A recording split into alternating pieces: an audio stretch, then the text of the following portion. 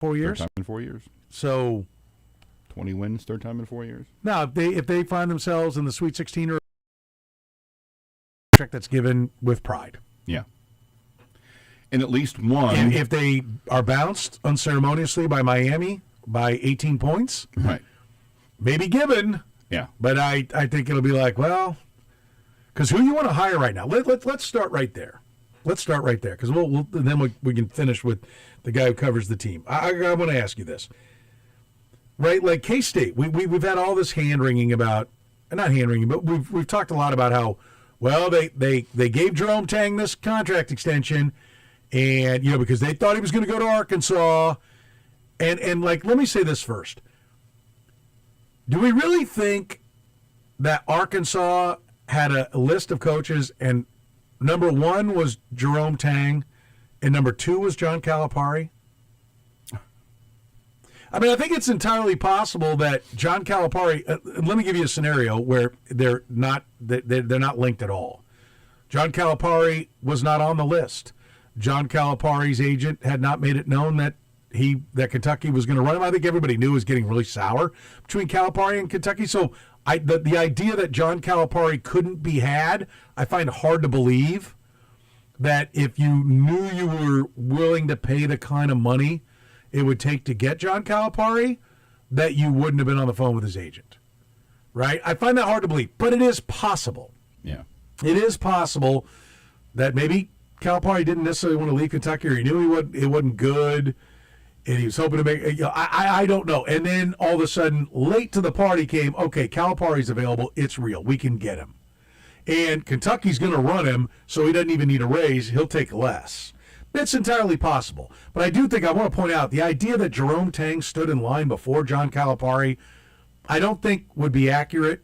I think, there's other circumstances as to why the Jerome Tang thing came to a head before the John Calipari option was made apparent, or K-State got played like a drum. Like John Calipari was always out there, and K-State could have sat and said, go ahead. You're going to Arkansas? I don't think so.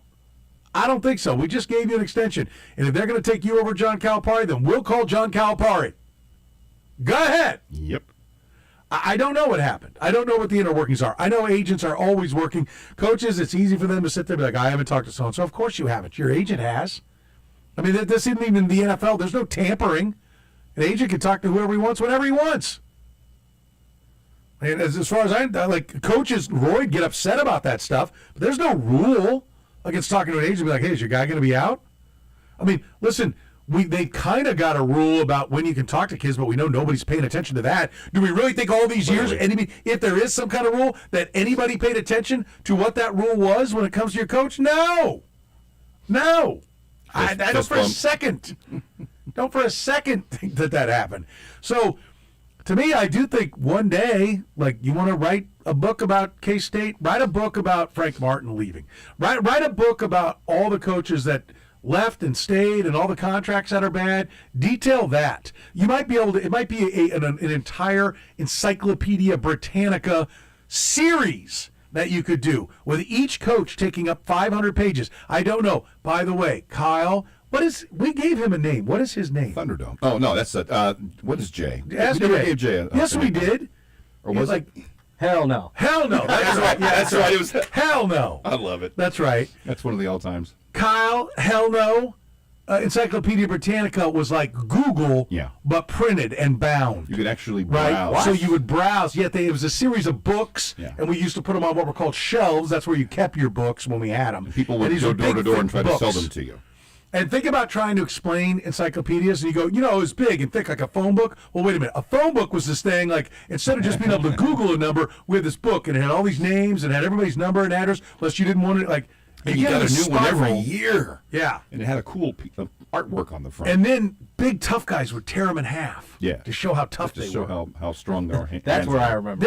Now you know what a phone book is. So think of that book, but hardback. Yes. And then a series of them. A, B to C. Yeah. M was always D, split. Yeah. Like the S was like 3 volumes. Yes.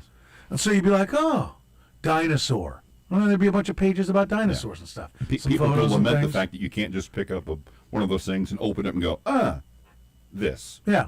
It Arugula. was always fun to look at the flags. Yeah. I love Oh, the look at all flags. these flags. That was always a Absolutely. fun page. But The I can dinosaurs. see, but I can see the K-State thing. Volume 1. Volume 1. We'll send you a 1 volume every month of your K-State weird stuff. I mean, I don't know where it would be like the one, like Volume 1. How K-State lost an alum to Florida.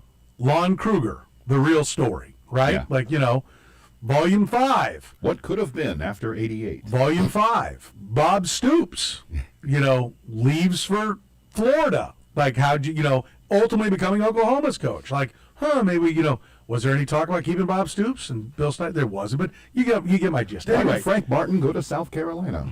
that's a pamphlet. Yeah. That's a Cliff Notes one. It's like the AD blew it. Yeah, just one. What's thing. the Wake AD's name? What's his name? Who's that guy? John Curry? John Curry. Frank Martin leaves. John Curry crapped in hat. Frank Martin goes to university who hasn't won a tournament game in 40 years. Right? I think that's the stuff fans want. I don't have the time nor the patience, clearly being a borderline illiterate when it comes to the English language. I ain't writing it. Okay? Mm-hmm. Ain't writing it. Yeah. But I would like to read it. I can give you some ideas. I can co-write with you. It'd be like I can co-talk with you and you write it. by so-and-so with so-and-so. But I would like to talk to the principals and know how. I'd like to hear Gene Taylor give us some thoughts on how that came down. Oh, you know what? Gene Taylor didn't want it, but this money guy was like, "You want my money? You keep him here. He's my guy." I don't know. I don't know what it is. Right? But so we spent all this time talking about Jerome Tang. And how did that come about? And now we're sitting here. It's that time with Dennis Gates, isn't it? I mean, there isn't an Elite Eight. No. There will be, right? If he stays, there will be, because every Missouri coach and every K-State coach will go to the Elite Eight. And it will spell the certain end to their tenure within, 3 years? Probably, yeah. 09, it didn't last. He was gone after 11. That was Quinn. That was Mike Anderson. Back up to Quinn. Quinn 02 was gone by 04 or Okay. 05, I think. Okay. So the only one that didn't was Kim Anderson. You almost forget that actually happened. But come on. That wasn't real. Yeah, that wasn't like, real. That was that season. How about these 3 years For the old people, that was the season of Dallas that they go, "Oh, it's just a dream." Yeah. Right? Yes. And like it didn't happen because they're like, it sucks so bad. It was like the Michael Anthony Hall season of Saturday Night Live. Yes. We just choose to believe it didn't happen. Gary Sharon is the lead singer of Van Halen. There you go. Didn't happen. That's it. Didn't Yeah. happen. Didn't happen. No. Right? That was we're sick of hearing about Kim Anderson. We're going to give him the job and that way we don't have to hear about this anymore. And after 3 seasons, they didn't. Yeah. But for the most part, you go to the Elite Eight, then you're out a few years later. Point, yeah. So if Dennis Gates stays, he's going to the Elite Eight. He's definitely not going to the Final Four. No, because that doesn't happen. Well, I pray for you Tiger fans that it does this. If this is the year, what a year it would be to go to the Final Four with this squad. Oh my God. There would be Mizzou fans wouldn't know what to do with themselves. Stephen plays the, "Hey, I'm getting tickets. Tackets. They got Michael Porter Jr. I'm getting tickets." Like, if they go to the Final Four, there will be drops like that. Yes. That come from. We'll be playing the T.O. Barrett, like the post game from Gabe DeArmond, where people are ripping T.O. Barrett. Yeah. We'll play those. Those will become drops, right? And I'm not doing this blank. Yeah. T.O. Barrett will be immortalized as the point guard that sent him to the Final Four. I hope that happens for you great Tiger fans this year, right? But as we sit here, I do think, first of all, Gabe DeArmond doesn't bring that up about a contract extension for Dennis Gates unless he's hearing that it's already in the works, right? So then I would pose the question, like, what should it be? Like, what should you tie into? And can you hire a 3 out of 4 tournament coach, and he's won, he's 1 in 3? 1 and 2. 1 and 2, yes, he's yet to play. Because he's yet to play. Yet to play. So he's 1 and 2. My guess is he'll be at best 2 and 3. Well, I'll ask you this. Should Laird Veach be able to hire that coach every year? Because I don't think, like, who's the rocket ship? I mean, it's the SLU coach and the Utah State coach. And I think they're the best of the bunch, so we've learned their names. I haven't, but they have names. But Shirts at St. Louis and Calhoun at Utah State. Jared Calhoun. And is he left for Cincy yet? I haven't seen anything of that. That's the expectation. He's assumed. Right, but we've learned their names, but those are not rocket ships.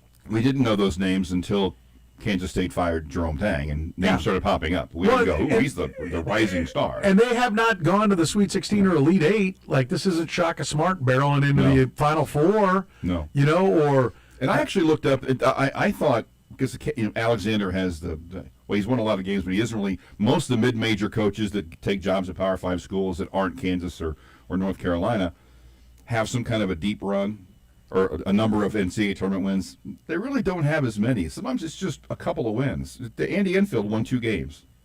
And Gary Parrish talked about this. He won 2 games and boom, he was at USC. Because one team as a 13 He won 2 seed, games and then didn't he get back the next year? I don't or think no, so. he won those 2 games and that's it? USC hired him? Dunk City, and he went to USC. So sometimes it's not.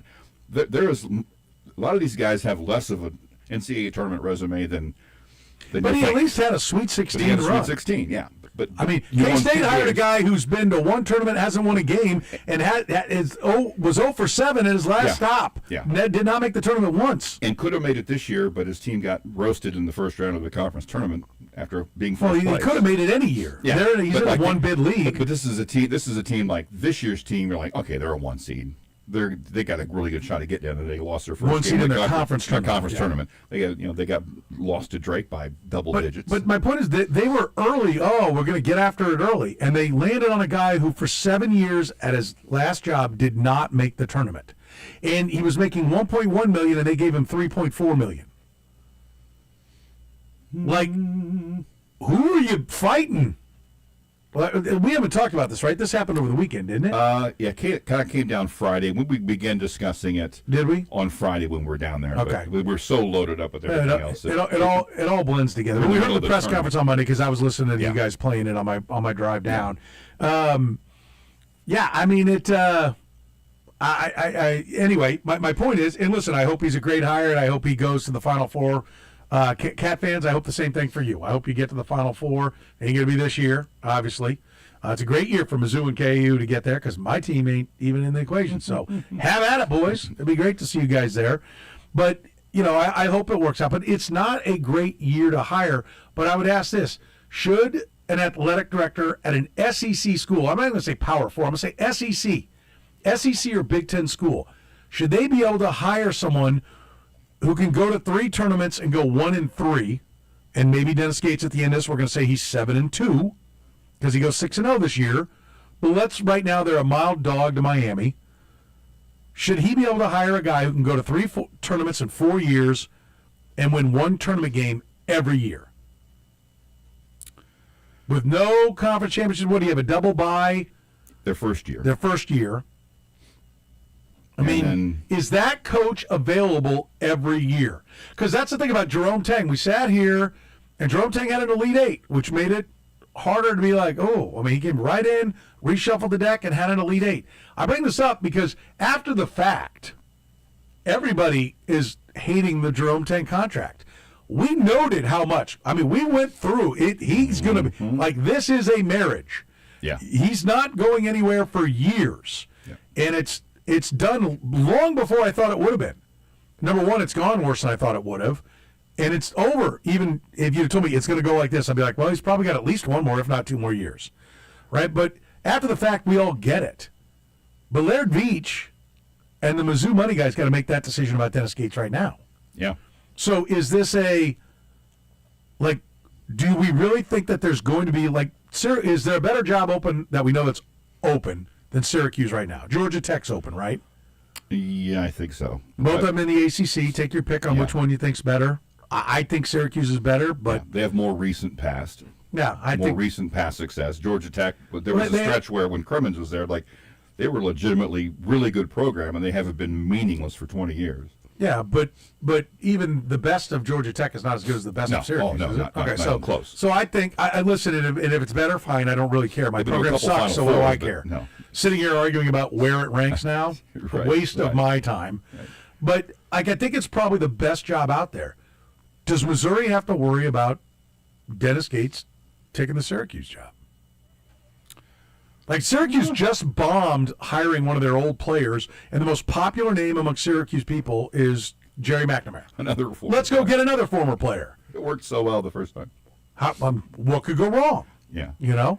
So, like... And I don't think that should be a disqualifying move, but it shouldn't be something that draws you to the guy. Well, but this is my point is, like, what is Missouri up against? Yeah. Like, why do you have to...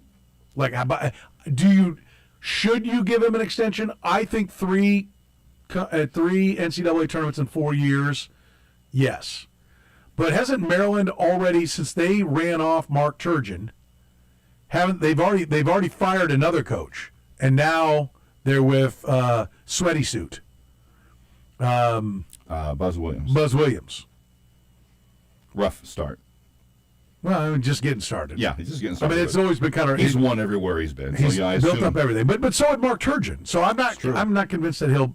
he may have finally hit a program where he won't meet their expectations. But he's the guy that Gary Parrish told us understands that after 4 or 5 years, you get them to a point and they want more, and the program's not capable of more, so I'll restart the shot clock. And he's kind of gone to parallel programs that kept restarting the shot clock. Maryland has a championship in the last 30 years. They kind of think that they can be a championship team. So, but like who? Like, what is Dennis Gates as a candidate for another job? That's interesting because I think often Because we never look at it that way. No, because that's why I think it's really interesting. Because sometimes when you think about should the guy get an extension or how much, you think simply about what he has done and who could you replace him with, and it's that we never consider the fact of how much of a draw is he for somebody else. And I offhand I don't know what other schools he would. I don't know if about Dennis Gates to know what it would take him for him to leave and how much it would be, but I think he would be an attractive candidate. I'd like to think that Syracuse is has enough recent success where they're shooting higher than Dennis Gates, but I don't know. I mean, they're not Kansas, but I would think that a guy with one. Maybe it'll depend on what happens this year. He's now proven he can get guys in the portal. He's proven he can recruit McDonald's All-Americans, this class. And if you get him after this year, do those kids follow? Crow and Tony, whatever his last name is. Do those go? Maybe so. I think the next couple of weeks will, as we've noticed, win 2 games and make a run. He's going to get some calls from universities he didn't expect to get calls from. So, well, this is just where I just want to point this out because I think this is where the athletic director's job, like we question what they do, but we usually do it long after the fact. Right. It looks like, and certainly if he gets to the Sweet 16, Laird Beach is going to feel pressure to give an extension to Dennis Gates. Yeah. And even if he doesn't, just 3 tournaments in 4 years, it is possible. Like I said, I don't hear the rocket ship candidate. So if Dennis Gates' 3 tournaments in 4 years is available, that's way better than what Adrian Autry did at Syracuse. Yeah. So you always covet what you don't have. Like Syracuse at one point was like, Boeheim sucks. We haven't been to the Final Four since such and such. But he was usually kind of making the tournament. Now you're not in the tournament. You're like, well, I just want to get back in the tournament. And so Dennis Gates is going to look attractive to a lot of programs. So like, I think it's a really interesting moment for Missouri basketball right now. And I'm not just totally sold on is he good or is he not, because there are times you look at this team and you go, how is this team in the NCAA? How is this a tournament team? There are times they just look completely lost, but how much of that is him? Is he a guy who can get talent but can't put it together, and making the NCAA tournament is below where they should? Or should you look at the thing and go, how does he got this team when he didn't have a point guard? He's only got a 6-man rotation. Bench sucks. And he's got them in a situation where they might, at least one person, I mean, Joe Lunardi has them as one of the first-round teams or one of the unexpected teams that might surprise. He says every year there's some team that looks dead and suddenly makes a run in March, and he picked them as that team this year because of one of the situation where they're going to be playing. Well, they have and the potential pop. Yeah, they have Purdue and Gonzaga as their likely opponents, and while I think both of those teams are good, I think both those teams are better than Missouri. They both played down to a level where Missouri doesn't even have to play its best game to beat them. Playing a rookie coach in his first game, 90 minutes from home, and rewind 12 days ago, on March 2nd. How far apart were Purdue and Mizzou? Yeah. In this, like Purdue was like a 7. Like they were trending way down. They were losing all kinds of games. Yeah. So, but now they've run through the Big Ten. And as he says, a Purdue power that looked a little too satisfied with its Big Ten tournament title. So he has them. He ranked the field of 68. And he has Kansas at 20. He has Missouri at 16. So he says that this is my team. Every year someone does this. The team he picked to do that this year is Missouri. Now Joe Lunardi, I don't know how much of his bona fides are, but he knows a little bit about basketball. So at least one person who people listen to think that might be the team. If that happens, like I say, he'll be getting phone calls from schools that you wouldn't have expected, because you're playing the second weekend. The neighborhood you live in just well, I do know what changed. Lunardi's credentials are. He's the former editor of the Blue Ribbon Yearbook. He's the color analyst, or at least was the color analyst for St. Joe's, and I think he's their associate athletic director in charge of basketball at St. Joe's. So I do know his resume. It's pretty good. Pretty damn good. He knows what he's talking about. He's not throwing something against the wall, and he's not a homer. He has no affiliation with Mizzou. Yeah. So no, I think it's interesting times. I think it's going to be really interesting to see where Mizzou, what this team does, and then what the next domino is to fall on Dennis Gates' contract. You're going to be talking about it. You'd like to think, if you're Mizzou, that if there is some success and it makes it either more expensive to keep Gates or more likely that he leaves, that it also means you have a better shot of getting an adequate replacement. Hey, this is a place I can, if not just succeed or maybe win a national championship or go to a Final Four, this is a place I can go to, and if I kick ass for a couple of years, I can get a better job. You might be able to get that kind of on that pathway. Listen, is Dennis Gates, I've gone too long on this, but is Dennis Gates the answer, or are there money guys paying the roster? I think that's one of the things we're going to watch. Are we going to see a bunch of fourth assistant on an NBA deal that's in charge of their analytics, in charge of their lineup construction, in charge of their team assessment of what talent to go get, and you can get for $1.5 million, because it triples what he's getting in the NBA or more, and he can apply that, and then your money guy, and he goes, pay that guy that much and pay that guy that much, and if he won't take it, then pay that guy that much and that guy that much, and this will work. Is that the new wave? Because he gets dudes. Yeah. Okay. Well, let's see. Does he get dudes? Does he, or does the check? Or does he get dudes who get dudes? All right, let's take a break. 913-3-810-810. Vicky, you will lead us off. The phone lines are open. 913-3-810-810. Missouri, KU, K-State. I covered all those. Chiefs, Royals, Sporting, always a topic here in the program. The program with Soren Petro. Kurtis always likes a little bootay, I can tell you that. Oh, yeah, for sure. Shake it. Weekdays from 2 to 6 on Sports Radio 810 WHB. About 15 years, All Weather Decks have been locally owned and operated right here in Kansas City, and 24 times they've won the Angie Super Service Award. They've won it in every possible category that you could win it in. They carry an A-plus rating with the Better Business Bureau. If you go to All Weather Decks website, allweatherdecks.net, you can see all those awards along with photos of finished projects, the map link where they've done jobs all over the metro. That's right. If you've been told, no, we don't work out here in, Blue Springs because it's too far from our home base, call All Weather Decks. I'll bet you they'll build your project. Call 913-206-1974. That's 913-206-1974. You can find them online at allweatherdecks.net. They're only about 6 or 7 weeks away from starting your project. When they get there, they show up with a full crew. So they'll start it sooner, finish it faster, but most importantly, build it better than anybody else. All Weather Decks is Kansas City's best A-plus rating with the Better Business Bureau. The best customer service, the best craftsmanship. They are Kansas City's best. I know. Listen, they did a phenomenal job on our outdoor living space, and they'll do it for you as well. Beautiful weather's coming up now. Right now it's getting to be beautiful today, and will be here for the next few days. Soon it'll be every day. So don't go another season with a crumbling patio or a rotting deck. Let All Weather Decks build that dream outdoor living space. Increases the usable square footage of your home, increases the value of your home as well. So what are you waiting for? Call 913-206-1974 or find them online at allweatherdecks.net and relax.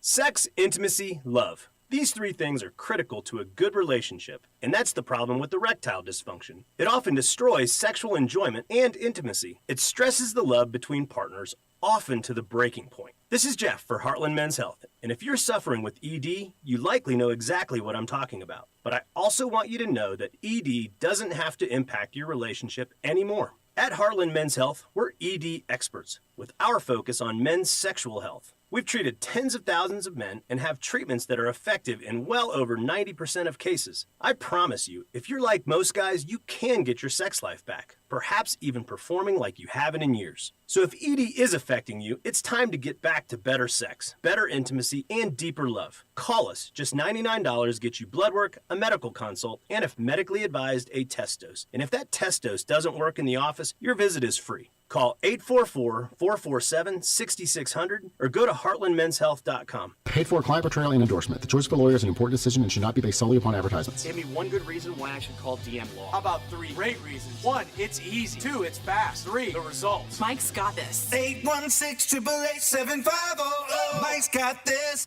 March demands strong defense, and so does your technology. For 40-plus years, Choice Solutions has delivered IT consulting.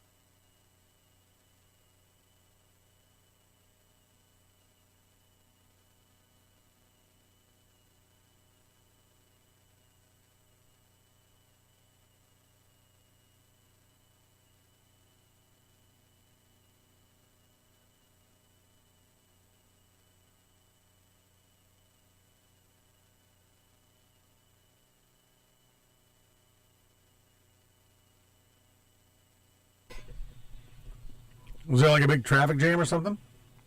Or this just come up? Maybe that's did someone run out in the middle of the road like the Texas assistant coach Oh, last man. night? Good thinking on that guy's part. It'd be great to destroy an amazing last-second shot and throw away an NCAA tournament win because you got a technical foul for running all the way to the lane almost off the bench. If you were an official, would you have called that? I think I would have. I would have. I would have definitely called it. It's like, what? I get like a couple of feet, but this guy almost runs out into the lane. Yeah. Insane. I would have definitely called it because the same reason why I'm so adamant about like they got to stop the court stormings and everything. Yeah. Because you give an inch and people take a mile. You give it. It's not really true. You give an inch and they take 2. Yeah. And then you give that and they take 3 and they take 4 and it goes like now we're going to just be like, oh no, he was excited, so the celebration, it's okay. And so he's excited. Yeah, they had 6 players on the court essentially. As the other team is trying to put together some kind of a last second shot. Yeah. 913-3-810-810. Let's go to the phones. Vicky, you're in the program. Vicky, what's going on? Hey guys, how are you? We're good, dear. How are you? Well, I'm back from my exile in Florida, and Okay. I have so many things to say. Okay. First of all, it's just glad to hear you guys and be in the same town. Well, thank you. It's good. It's good. You can get us with the app, though, Vicky. You know that the app works even in Florida. Oh, I know the app works in Florida. In fact, I'm going to tell you that not only do I listen to you on the app in Florida, but my family makes it harder for me to call you. I went to Cuba, and I got you twice in Cuba. What? Wow! So you have heard the program in Cuba. Yes, sir. I have heard the program in Cuba. We have to be the highest rated American sports talk show in Cuban history, I believe. I would think so. Absolutely. I'm sure you are. Oh, good. So I was calling to say how much I love your walk down memory lane with all the old coaches. That was just so fabulous. Quinn Martin was Snyder. Quinn Snyder. Quinn Snyder, but I didn't know. I didn't know if we were going to blend together Frank Martin and Quinn Snyder's tenure, and I was going to. I thought it was going to be really neat to hear how you did that. Quinn Martin was the guy that used to produce all those detective shows in the 70s. I'm about to say that Quinn Snyder was the most attractive eye candy we ever had. There you go, handsome man. Yeah, and I missed that. I was really sorry. Thank you. I was really sorry. I drove through Starbucks. Sorry. You're fine. I was really sorry to see him go, but I loved your walk down memory lane, and it reminds me of how we all knew Kim Anderson. No, don't leave, stay where you are. It's not going to work, but it didn't. But oh well. And did you watch the Wichita game today? I did not. I'm sorry. I've been running around doing stuff after being gone. I was pretty busy this morning. What happened? Well, it's just that they won in the end, but it was a real nail biter. But it was really good to, it's the NIT, but it was really good to see them return to form, even in the NIT. And already they're talking about, they're going to take it all and return to the NCAA. I love people's enthusiasm for insanity, but what are you going to do? Anyway, you guys, I really missed you. I'm glad to be back, and I'd like your take on the minute KU doesn't win at all or go to the Final Four, people start talking about Bill Self being a lousy coach.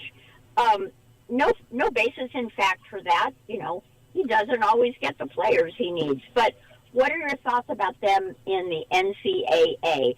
I'm hopeful but not optimistic. Okay, so about KU and the NCAA? Yeah. Okay. All right. Vicki, thank you for the call. I appreciate it. It's always great to hear from you, and welcome back to town. Hopefully we'll have some warm weather for you, all right? Yeah, and I'm going to check and see where your on-site things are on Thursday so I can come say hi. Okay, well, we'll be out, I'm sure, around Cinco de Mayo for sure. So you just keep listening, and we'll let you know where all we're going to be. Thank you. All right, Bye, Vicki. She's the best. Just the sweetest. Yep. Vicki is such a sweet lady. Yep. And such a great sports fan. KU is literally Forrest Gump's box of chocolates. I don't know what you're going to get. Without Darren Peterson, they can beat Arizona, who may very well be the best team in the country. They're the 2 overall seed behind Duke. And I think most people tell you they think Arizona's better than Duke, but Duke's earned the 1-1. But so if it clicks, and I asked Brian Haney and I asked Greg Gurley last week, how long does it take? Is it a build-up, or can you just go from being a 6 because the pieces don't fit, but the pieces are still good, to being a 10? Like one day, okay, now we got it. We got it all figured out. I kind of don't think so, but that's where they are now. Unless they are going to beat, we'll talk to Pep Fernandez, the play-by-play voice of California Baptist, the California Baptist Lancers. Oh, you're Lancer to Lancer. Mm-hmm. we'll talk to him on Friday. But I was doing some research on them. They're big. They got like 4 guys 6'11" or bigger that they'll rotate through there. So they've got some size, and then they've got a dynamic 5'10" guard that scores 23 a game. And by the way, he played 3 Big 12 schools: BYU, Utah, and Colorado. 2 of them not so good. And I can't remember which one. He had 11 against one of them. But overall, in the 3 games, he averaged 23 points against them, which is what his average has been for the year. And if you think Missouri got a kiss for their short drive, Cal Baptist, 90 minutes away. That's the shortest distance anybody has to travel. Yeah. Yeah. Yep. 12,500 enrollment for Cal Baptist. I don't know where they are, but generally speaking, the schools that are religious in nature have a passionate fan base, and I'll bet you they're going to bring some noise down there to that. So if I'm KU, I want to put them away early, but your guess is as good as mine. I got no idea. I kind of had an epiphany sometime over the weekend, and I talked about it a bit yesterday. I see a lot of similarities with this Kansas team and this past year's Chiefs team from this standpoint. As they kind of muddled through a 500-ish season, we kept waiting for them to get it together, to clean things up, and to make that run. And there was always still time. Well, if they can just get that together, they can just kind of click and make a run. And then we got to the end of the season, we looked back and we thought, what were we expecting? Why did we expect this was going to happen? It clearly wasn't going to happen. I see a little of that in this Kansas team. Oh, I heard you saying that. You were saying this yesterday or Monday. It's Bill Self, it's Darren Peterson. At some point that they're going to get it to click. Well, we're 2 games away from the possible end of the season. I mean, literally. They probably aren't going to lose Friday. But are we going to sit there on Monday after they have a 15-point win over Cal Baptist and a 8-point loss, 5 to 8-point loss to St. John's on Sunday and go, why did we think it was going to come together? What did we miss? So, and the problem I have with them is so much of the hope is, at least one of the avenues of people who have hope for a long run, is that Darren Peterson goes Danny Manning and has a crazy 1-1 type talent, carries a team deep into the tournament. But that hasn't been their success formula this year. When he scores a lot of points, they're a 500 team. To me, the X factor is Melvin Council. How do they get him to go? And when you've got a guy who just kind of dominates the ball when he's out there, are they going to be able to find a way to make this a 5-man team? It's such a difficult situation for them because you want Darren Peterson to be great. But when he's been great, it's been at the expense of everybody else. And they can't win if he isn't good. Can he be good and everyone else be good? They have to thread such a small needle to me. That's why I just don't have a lot of hope for them to make a run. The Arizona Wildcats in '97 were 2-2 in their last 4, 3-3 in their last 6, and 4-4 in their last 8. Yep. And they beat South Alabama by 8, beat College of Charleston by 4, and then took down Kansas, and then rolled on. And there was plenty of NBA talent on there. Miles Simon had a cup of coffee, but Mike Bibby was a lottery pick. Jason Terry played for almost 20 years. Mike NBA Dickerson played for a while. Who am I forgetting? Miles Simon, A.J. Bramlett was in the league. 5 guys on that team were. So, I mean, they were a talented team that had clearly underachieved to that point. So it can come together. Is it going to with this Kansas team? I don't know. They were a 4 seed. Same spot Kansas is in right now. Yeah. I mean, you can dream a dream. 913-3-810-810. I don't want to get too far behind. I'll take a break. We'll take your calls. Next, Kyle Ryan, hold on. You're next here on the program. The program with Soren Petro. I have a giant man crush on Vinny Pasquantino. Weekdays from 2 to 6 on Sports Radio 810 WHB. We love our Kansas City companies, and one of the best is Joslin's Jewelry. Almost 50 years, Joslin's has been bringing you the very best jewelry with fair prices. They've also been bringing you everything that a jeweler should. See, there's a lot of people that may be a jewelry store, or they throw the word diamonds in their name, or what have you, but will they do repairs? Can they give you an appraisal for your insurance to make sure that your ring or necklace or whatever it might be is covered? Gary Joslin can do that. Joslin's Jewelry does everything a jeweler should. Repairs are something that a lot of jewelry stores don't do because there's not a lot of big overhead. You don't make a lot of money, but Gary knows if you've got a ring that's dented and uncomfortable to wear, even if it's really important to you, It sucks. That's why he took the ring right off my finger and said, give me that thing. Let me fix that. A ring that had been dented, basically smashing my finger every time I wore it, my college ring.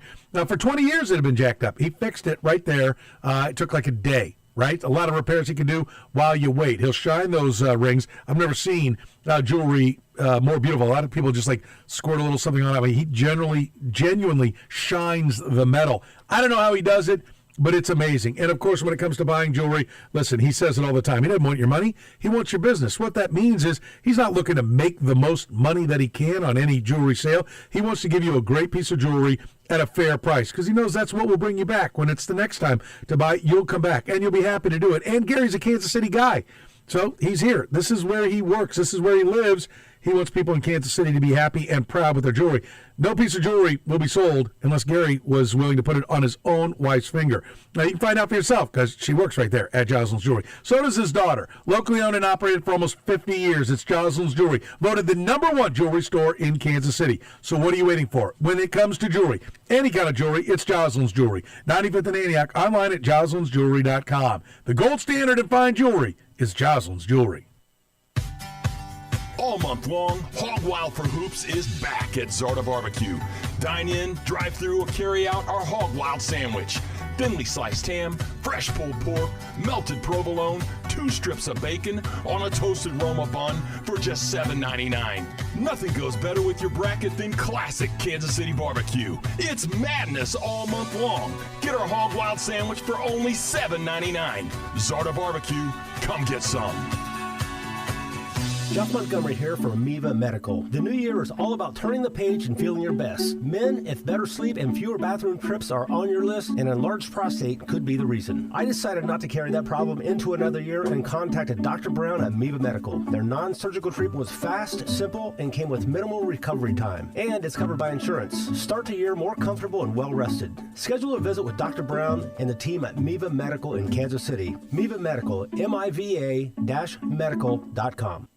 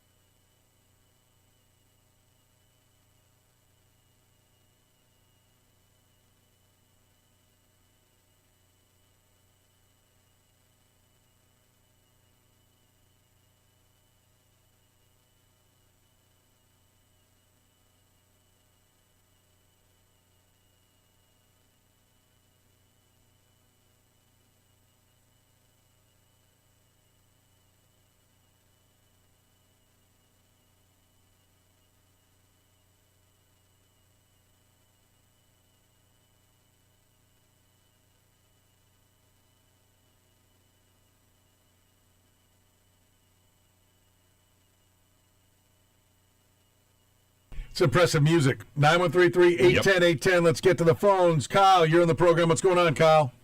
Hey, Soren. Thank you for taking my call like always, and great show like always. Thank you. About Dennis Gates, as a Missouri fan, I'm kind of frustrated with Dennis Gates and the team. Like, he's shown some great signs the last couple of years, but then there's times where I just want to pull my head out and because it's frustrating to watch Missouri. It's like Kansas too. It's like a box of chocolates with Missouri. You never know what you're going to get, from one day or the next day. They'll play good and they'll show signs of, oh my gosh, they look like a championship team. And there's other times where it's like they never played basketball before. There's no consistency. And I want to ask your question, Soren. Is it coaching? Is it coaching, or is it the players? Yes. Not playing. And is Dennis Gates, and my question is, would it be a mistake for Missouri to re-sign Dennis Gates? Because I don't think I'm just going to say it. I don't think he's right for Missouri, and I think it's time for somebody else. So let me ask you this real quick, Kyle. You got a name in mind to replace him? I do. I got two names in mind. Okay, let me hear him. Okay, you have the KU assistant basketball coach. Forgive me, I forget what his name is. But then you have the old Michigan former head coach, Jerome Howard? Juwan Howard, who's coached in, was the Michigan coach and got fired? Correct. Okay, there's Juwan Howard. And are you talking about Jacques Vaughn, or are you talking about Jeremy Case, or who are you talking about at Kansas? I think it's Jeremy Case. Jeremy Case is the associate head coach. Jacques Vaughn is a former NBA head coach who was the one who moved down the bench and ran things when Bill Self got thrown out, and then the game he missed because of the heart. Okay, so those would be it's one of those two Kansas assistant coaches. But I think they would be good for Missouri. I don't know. What's your opinion? And I'll listen off. Well, I think that's Kyle, thank you for the call. I think Jacques Vaughn has got a resume that's certainly ready to,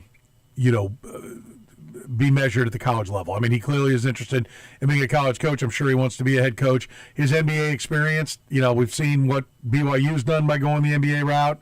They've had great success. I think there's a lot of reason to believe that people I've talked to that knew him and covered him in the NBA speak very highly of him. He had a difficult roster to manage in Brooklyn when he was coaching there, but he's been around the San Antonio Spurs and Greg Popovich and all the things that the Spurs organization did and still does do right. He's been in their scouting department. I mean, I think he has as rich a resume as you can want. I don't know what he interviews like. I don't know what is he going to say. Like, yeah, I'll take a job, but I need a $40 million roster. I mean, I don't know all the particulars, but I think he would be a worthy candidate to be a head coach anywhere in college basketball. But I don't know. I can't tell you that he's definitely going to be better than Dennis Gates. And the thing I would worry about if I were Mizzou, did we just invest the time it takes for Dennis Gates to be ready to be a championship caliber coach, and now we're going to walk away and let him go someplace else?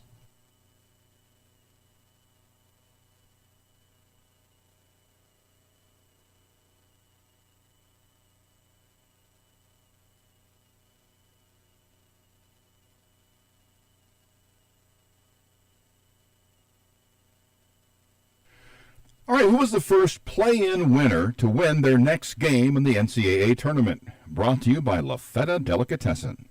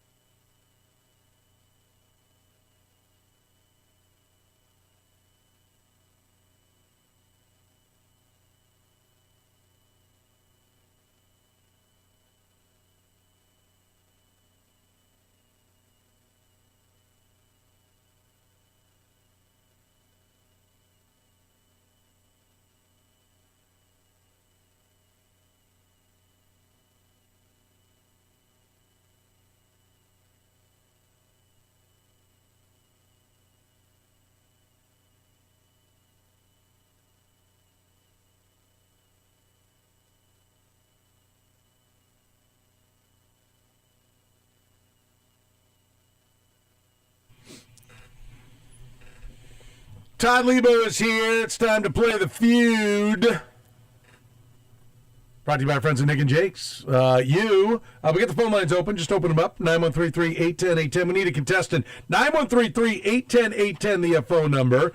Just for playing, you're going to get a $25 gift certificate. I think it's a gift certificate. Is it? Do we know? Cards? It certainly looks like it's one. It's pretty big. Yeah, it's a certificate. Yeah, they're not swipe cards. They're heavy stock. Yeah. Heavy stock paper. Yeah. So come on out and get you some right now. If you win, we're going to bump that. We're not. It is. Kevin Timmons is going to bump it to $40. So you'll be going and having a good old time at Nick and Jake's. You're going to be there for the Masters, right? Yes. In a couple weeks. We were just talking about that. And did you see Rory put his Masters Champions menu out today? Because they always have that for the deal. And that got me thinking about the Masters is right here. And that got me thinking about Nick and Jake's. What it was fine. It was Wagyu steak and stuff. But there was a little gut. There was like a bacon wrapped date. Maybe good, but corned beef sandwich. It was not that. It was not super Irish. But it was some Lucky Charms. I've seen better Masters menus. Some Lucky Charms, maybe. There was a bacon wrapped date. Okay. Green beer. And what was the other? The steak looked good, and there was some weird other thing. It was like not for me. Let me once again. Scotty Scheffler's was all like I remember that one a couple years ago. Was it just chicken tenders, and steak, and like some Texas potato, whatever. It was just like and very lobster. hearty. Yes. Yeah. Okay. It was, and Roy's was fine. Listen, it's nice to know Scheffler's 10 minutes away from being a fat ass. Cool. He'll be there. We have hope. Here's We're the trying. deal. Nick and Jake's will have a $1.50 Masters menu because that's the way it works down there. Well, they have all the traditional Masters Pimento fare, cheese, plus their great sandwiches made and from all that scratch stuff, menu. Yeah. Yeah. So looking forward to it. And may I fun. suggest once again, because I partook of it over whatever night it was that we were watching Mexico and Italy and needing to figure out the run thing. I went there and the baby back ribs are ridiculously good. Okay. Ridiculously good. Okay. So I recommend. Good to know. If you like ribs, dude, that's a place. Good to know. I mean, everything they make is really good. Yes. I freaking love the baby backs there. Check. Just if you would like to mix in a salad. Did you get a Curtis, carrot cake to go? The chopped salad's great too. I should have the carrot cakes. Carrot cake to go, please. Off the chain. Not a slice, whole thing. We have a contestant. That contestant has a name. His name is John. John, welcome. How are you, my friend? I am great. How are you doing? I'm doing well. Let me just tell you, John, you have a choice to make here, and it looks like that Kurtis Seaboldt is on a heater. He has won 4 consecutive weeks. Todd has won 3 out of the last 4, and listeners have won once. I am on a 5-game losing streak. Just if you want to know. After opening with 3 straight wins and talking a lot of crap, I've gone to crap. Yeah, you got to watch it. So who are you going to play with? You going to play with Kurtis? You going to play with Todd? You going to play with me? Well, Petro, I played about 2 years ago and Okay. partnered with you and won. So Okay. I'm going to be losing streak today. Okay, let's go. Slump Buster John is going to play with me. You want to go first or second, John? I'll go second. Okay, John will go second. I will go first. John will go second. How about the Bald and the Beautiful? Part of the reason why I think I've been successful is I've had somebody else go first. So why don't you go first again? Oh, there we go. Okay, so I'll go first. Lebo will go against me. John will go against Kurtis. Cal, you got that? I got it. Always got it. Give me Soren, give me Todd. Let's go. 7 answers on the board. Excluding cheese. Name me a pizza topping. Petro. Boy, I think that might have been Lebo. Okay. Oh! Pepperoni. Okay, I got one. It would help if I turn the thing on. That is correct. Number 1. Number 1. Okay, let's be ready to steal, John. I'm Are we gonna play this? Yes, we're going to play Okay. this. I'm going to say sausage. Sausage. Number 2. People like, I don't, but people like onions. Okay. You're Not more on on the list. That's strike 1. How many answers we got? 7. 7 total. Hamburger. That is technically sausage, is it not? No. No. Not really, but Sausage comes from Oh, then it's Okay. a strike. Wow. One's a pig, one's Strike a cow, 2. so no. Yeah. Pigs are not cows. Despite ham being in I'm going to put this up hamburger. there. This is embarrassing. I'll just go ahead and strike out so you can't get as much, but I think it shouldn't be a topping. But pineapple? Pineapple's Oh, number you 3. rot in hell with the pineapple. Often on pizza with Pineapple is Canadian bacon. Number 6. That counts ham and Canadian bacon all together. Correct. People like mushrooms on there. Mushrooms, number 4. Just looking for 5 and 7 now. We almost had it. We were almost there. I'll say green peppers. Peppers, number 5. All right, so I also don't like this, but it's on everyone's stuff. I'm going to go with olives. Olives, that is a full sweep. Woo! So bad. Desperation, Curtis. Yep. Wait, So 2 bad. strikes. Now I want pizza. Soren, we were down. Shut our up, last Todd. strike. Shut up, Todd. Hey, this game's not over. Let's go. Come on, John. Sorry, I was slow. My bad. That was a always very hope close because- thing. I'm just surprised that Kyle gave me the nod. Will you give John a moment to speak, Todd? How's your buzzer doing, John? John, Yeah. Yeah. There's always hope because we know you guys will get the jump on this one. you guys know your pizza, that's for sure. Yeah. I don't like any of those topics. A couple that of I said. fatties. Just I give have me had a the pie meat in my and day. cheese. All right, give me John. Give me Curtis. 6 answers on the board this time. Name me an NFL draft steal. Curtis. Curtis? Patrick Mahomes.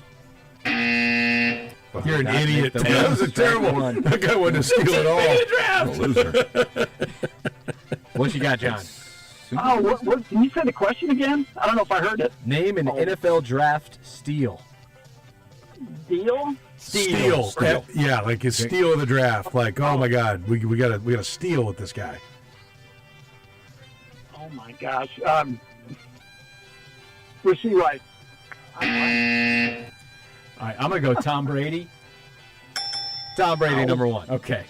There we go. Are we on track now? We're going to think play so. this. This is going to be hard to sweep. It is going to Probably impossible. I'm going to say, despite. So you're going to play? Yeah, Yeah, but okay. despite kind of falling out of favor, he was a 7th round pick, so I'm going to say Isaiah Pacheco. Nope. Strike 1. Well, I'm going to say Travis Kelce was a 3rd-round pick, Hall of Famer. Okay. Strike 2. So we lost you. I don't know where we're going to go. Might as well get this 3rd strike. Jamal Charles. I had it written down. Strike 3. He was a Unbelievable. steal. Well, I wrote Hope down. you guys get 30 points out of this. I wrote down Randy Moss and Jerry Rice, but they were both later first rounders. It wasn't like they were a 3rd, 4th, 5th, 6th, 7th. I'm trying to think of who was a Hall of Fame. We're since picking Chiefs from aren't getting a there. million people, right? Basically. I Yeah, thought it was a 6th round guy, but he was This too is a far tough back question. for me to. I will say. I mean, So is it to us now? Is it to us? yeah, it's to us. We can talk about it, John. I mean, Kurt Warner wasn't drafted, so I don't know if that counts. Brett Favre was a 2nd round pick, but got traded. What about Brock Purdy? Oh, Mr. Irrelevant. Mr. Irrelevant, and take. I like that. You want to go with that? I'll say that. That's going to go with my gut. Brock Purdy. Oh, you rotten hell! Terrell Davis is who I was thinking of, but not How too is far Brock back. Purdy went to the Super Bowl? So now does the switch to you guys? No, we're just No, done. that's We're it. at Oh, the it's just point. done. Wow, that's a 50 whopping. points? That's 30. 30. 30. Over to Wow. Todd and Curtis. So so there's no Jamal. I was thinking of I can another. tell you how the list goes. Yeah, if I you'd was like just to. trying Why to don't think you of go ahead? another He has the late answers. guy. Number 2 on that list, Tyreek Hill. I was going to say Terry. Okay, duh. No, I had Number that. 3, Shannon Sharp. Oh, he was late. Number 4, Jared Allen. Number 5, Terrell Davis. Number 6, Joe Montana. I thought Terrell Davis, and I thought. Well, I think he's Travis too far back. Kelce is a pretty good steal in the 3rd. Yeah, It well, was. okay. Joe Montana was the 3rd. Although round. I think the pick he would be a late 2nd now. It's still pretty good for Hall of Famer 2nd. Yeah. Yep. There have been plenty of Chiefs draft picks in the 1st round who aren't going to be that good. That is a fact, Todd. I don't like your people voting, Kyle, but we take the 30. Yeah, you're the one who retweets it. Ah. Give me Soren and give me Todd. 7 answers on the board. Name a dessert. Petro. Petro. Name a dessert. Mm-hmm. Let there be cake. Cake, number 3 on the list. Over to Lebo for the steal. Ice cream? Ice cream, number 1. Yeah. Blessed. Curtis, do you like dessert? I think we should probably play. Okay. No, yeah, of course you will, you fat ass. Mm-hmm. I'm disappointed with you for getting 3rd on that. Petro. You should. I'm know not. better. I'm a salt guy more than a sweet. I'm not good with sweets. I'd much rather have a bag of Cheetos and a bowl of ice cream. I'm going to We'll say put those together. You may have just made something. No. There you go. Pie. Number 2. I'm out of ideas now. That was in my head. So how many are we got here? 1, ice cream off the board. Number 2, pie off the board. Number 3, cake off the board. Looking for 4 now. 4, 5, 6, and 7. Oh God, there's 4 more. Dessert. Cookie. Number 5, Brownie. Number 4. Oh my God, you tough. Okay. Is a cupcake a cake? Yeah, that's a cake. Okay. Cross that off then. How about creme brulee? Strike 1.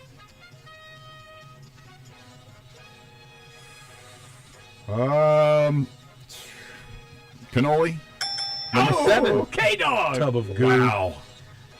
All right, Take I'm the going to go with cannoli. another. Creme brulee was not there. Cannolis are. I'm going to try another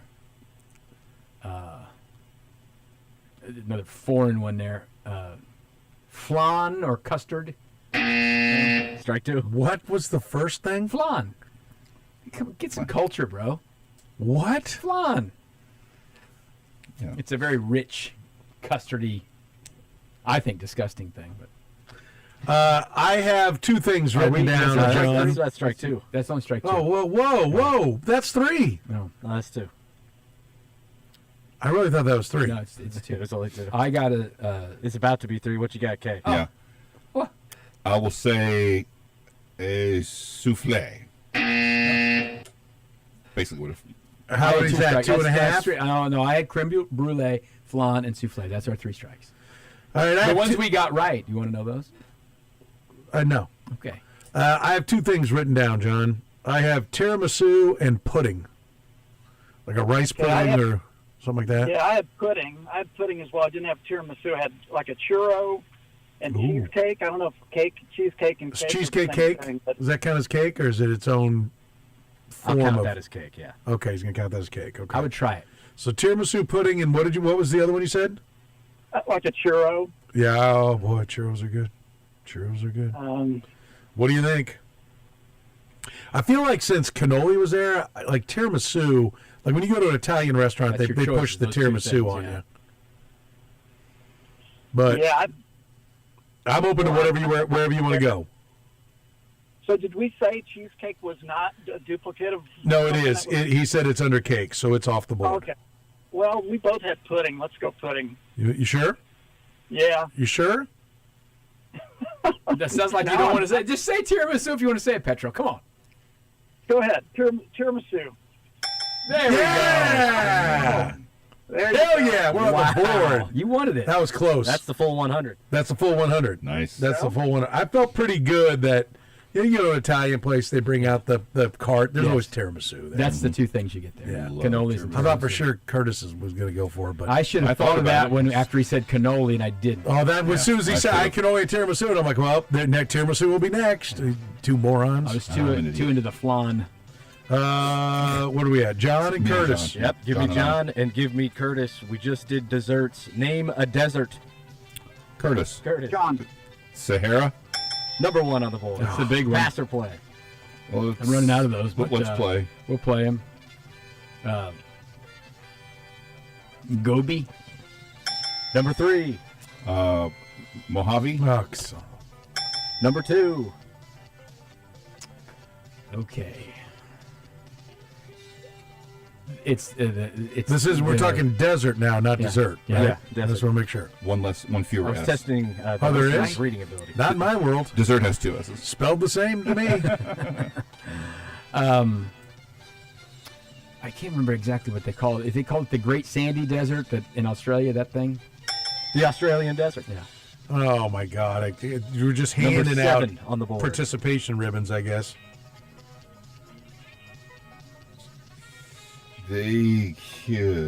Boy. I think I'm out. I really hope John was a geography major here. Well, you were a geography minor. I didn't stick. I've got 2 if they don't come up with Good. They're not coming up with it. Curtis is looking over. He's The counting. Yeah, what is he doing? He's with his fingers. I don't know why he's the counting. the Galatian Desert. He can't even come up with a. I Yeah. believe Haha. Antarctica is officially a desert. Okay. The Antarctic. It's a polar desert. Well done, Lebo. That's number 4. Look at the big brain on Todd. I like the maps. Just looking for 5 and 6 here. I don't have 2 more. I know that much. Did you drive down a highway and you saw a sign and you looked it up, Todd? Is that what I you would did? do that. It's the Appalachian Desert. There you go. Good call. That's right. Two. So, That's 3. No, he's on. That's Curtis 2. has 2 strikes. I have no strikes. He's been on it. And now I'm out. We said Mojave. Good. That's the one in California.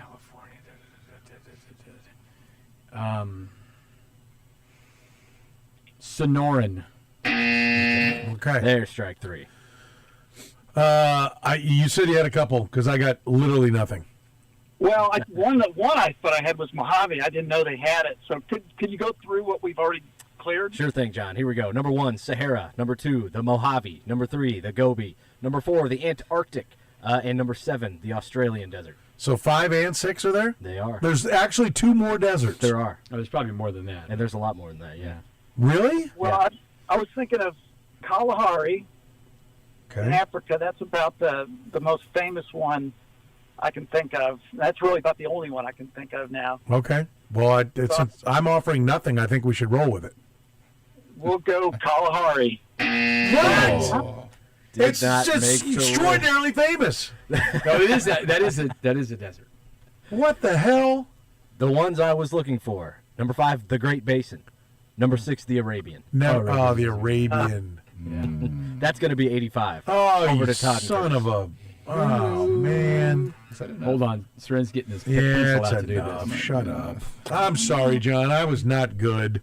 But you're still going to Nick and Jake's, and you're still getting a $25 gift card, my friend.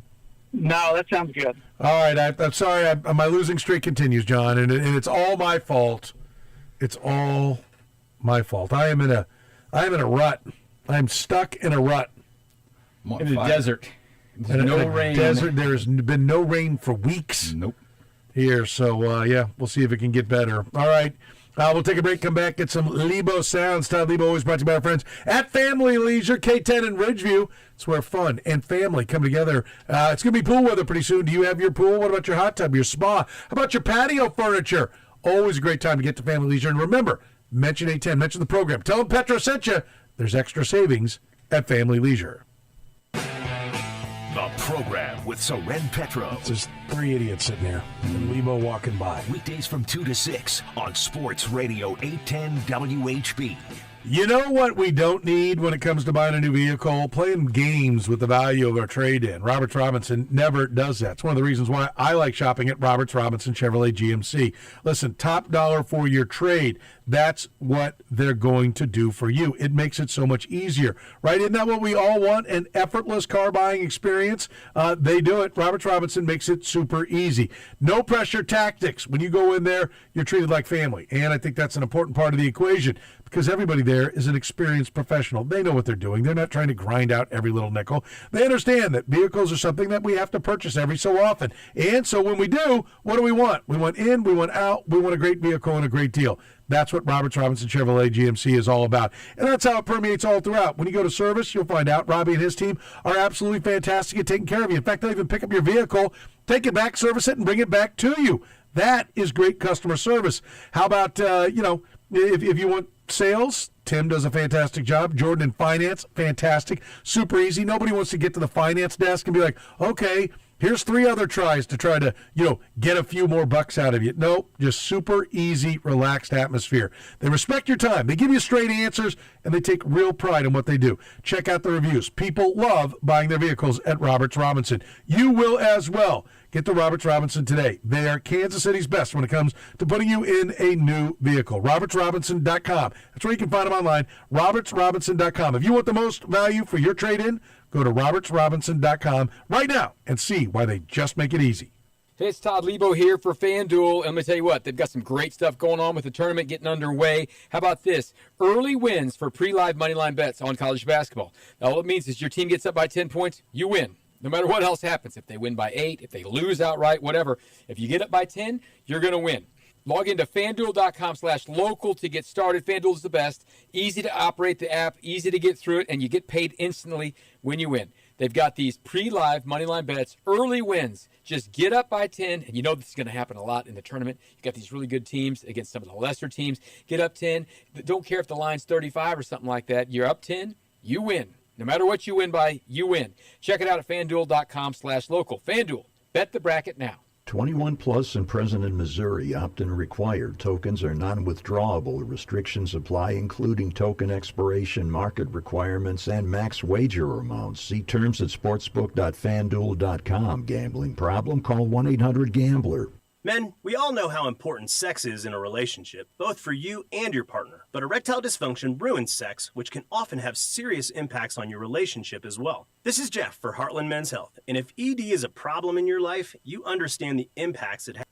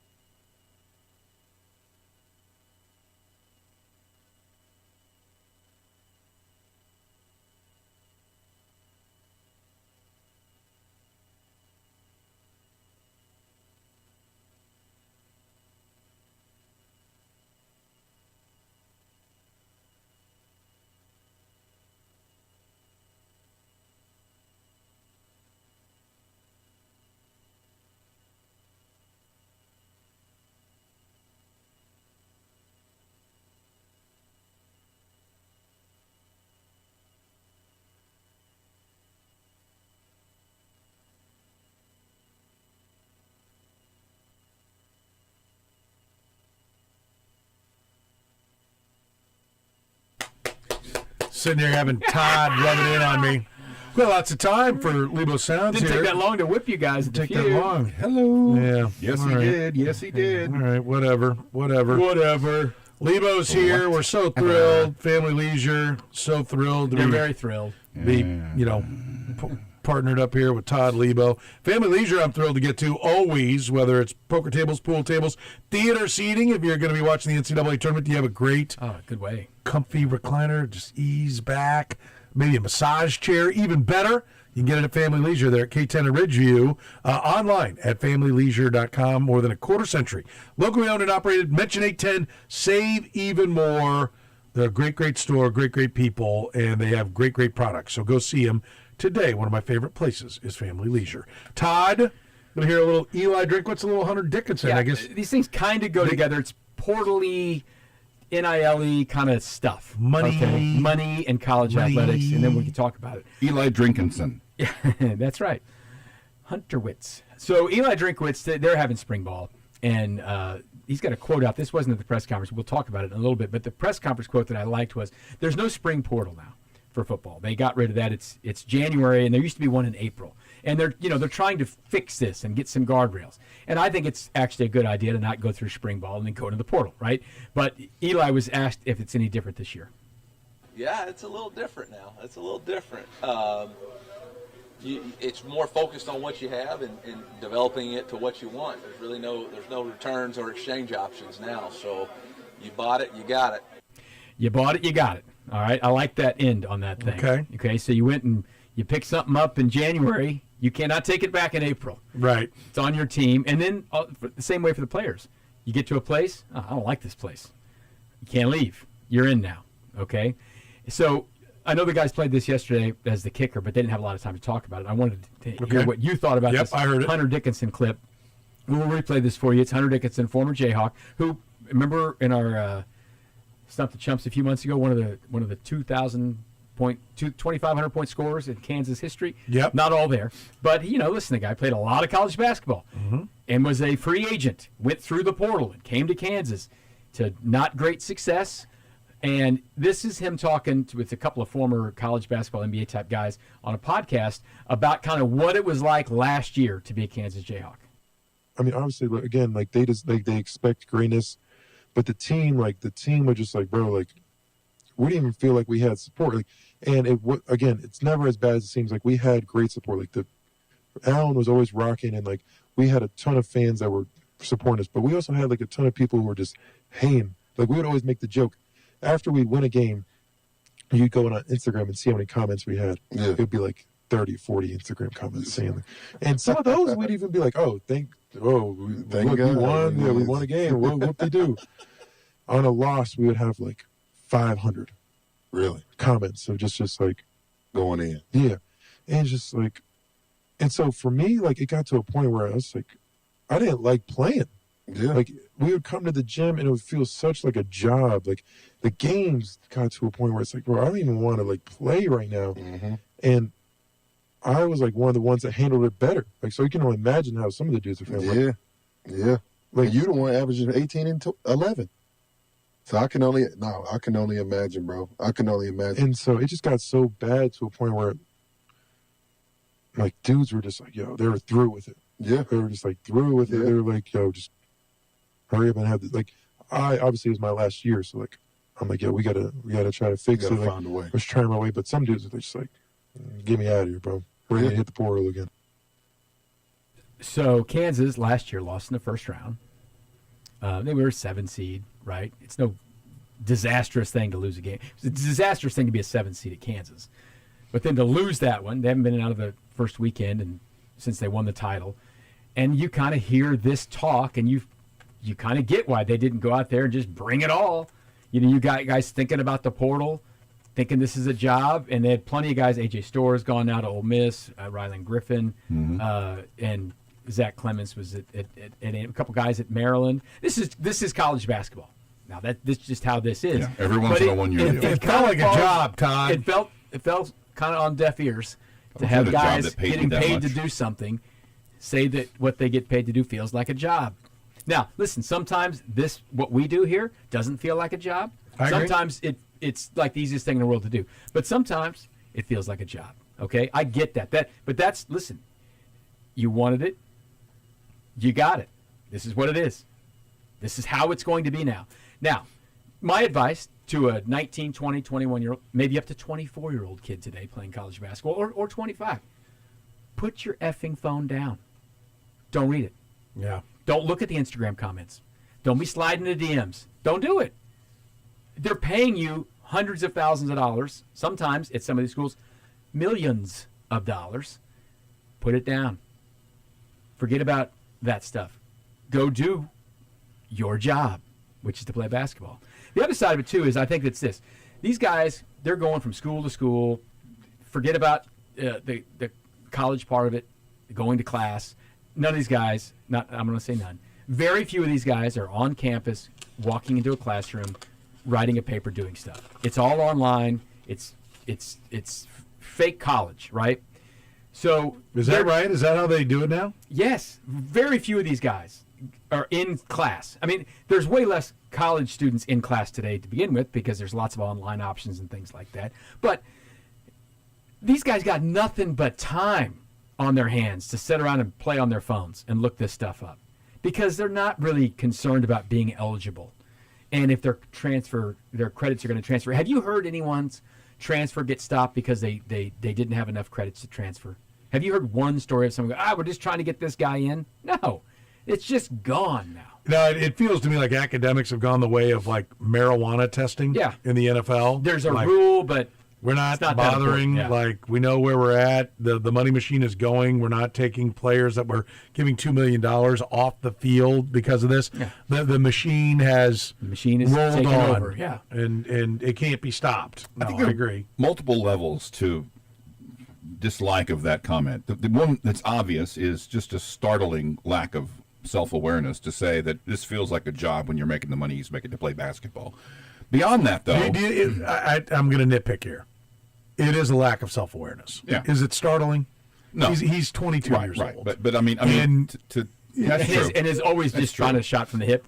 We Yeah. loved his Yeah. sound bites because he would say things. Yeah.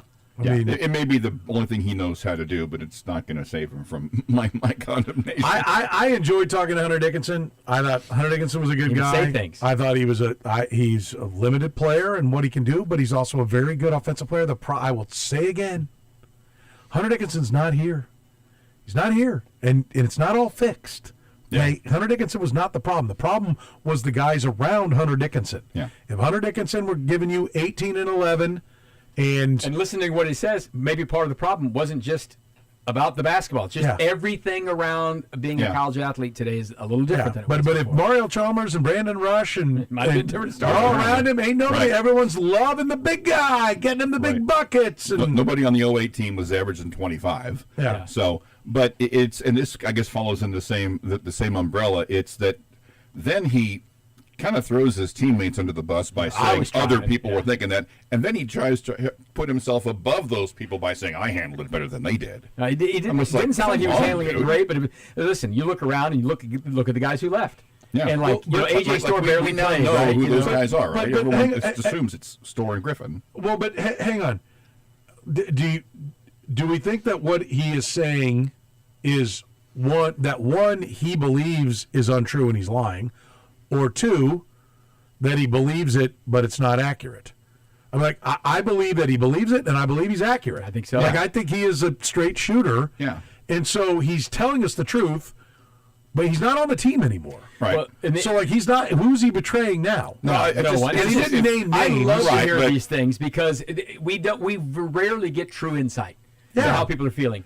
And so If he's saying this last year, then okay, he's creating problems. But he's distracting from nothing. He's gone. They're gone. And they're mostly gone. So I rewound my life to this time last year, and one of the most uncomfortable moments I've ever had anywhere was standing 2 feet away from Coleman Hawkins while he was crying his eyes out after losing K-State's last game because he felt responsible because he maybe made $2 million to come to Manhattan, and he never felt like he was part of the campus because he was just there as a hired gun. He'd already been in Illinois, and he's there, and he was talking about the hate you would get on the the phones and all that kind of stuff. And I remember asking him, like, can you ever just turn the phone off? And they just can't do that. We heard last week, I've already forgotten his name, the K-State interim coach. Oh, Matthew Driscoll. Talking about the stuff. I don't think we played that whole bite on the air, but he was talking about the stuff these guys see on their phones and all these things. But,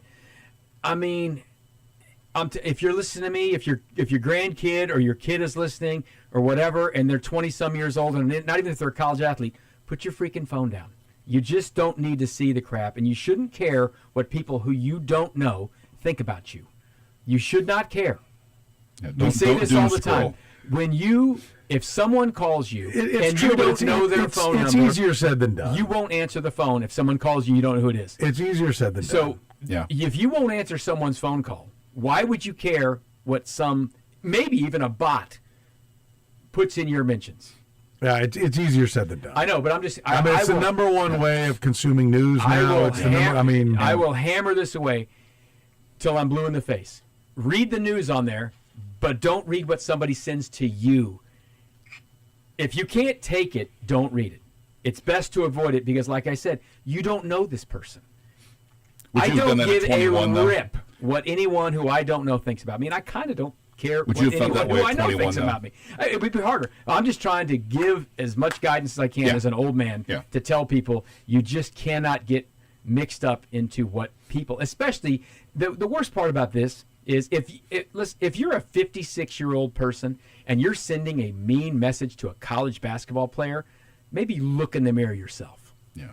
You know? Do some internal inventory. I mean, listen. Because this isn't all like 18-year-old kids there's a whole lot of that going on in the world. But when you're a college basketball player at Kansas, that's not all kids, who are freshmen at KU saying, I can't believe you're not winning these games. I bet that's $500 for you guys to cover, and you blew 2 free throws at the end and cost me. I agree. What was the other Drinkwitz thing? I already forgot. So the Drinkwitz thing, there's another quote today. It wasn't in the press conference. It's a story that's on 3 about we're getting to disparity in college football. And the quote is, if you're going to have teams that have $45 million rosters competing against teams that have $15 million and $20 million rosters, you're going to run the risk of turning into Major League Baseball, where you have the LA Dodgers and Florida Marlins. And that's a professional league that's not growing, that's struggling in their TV deals.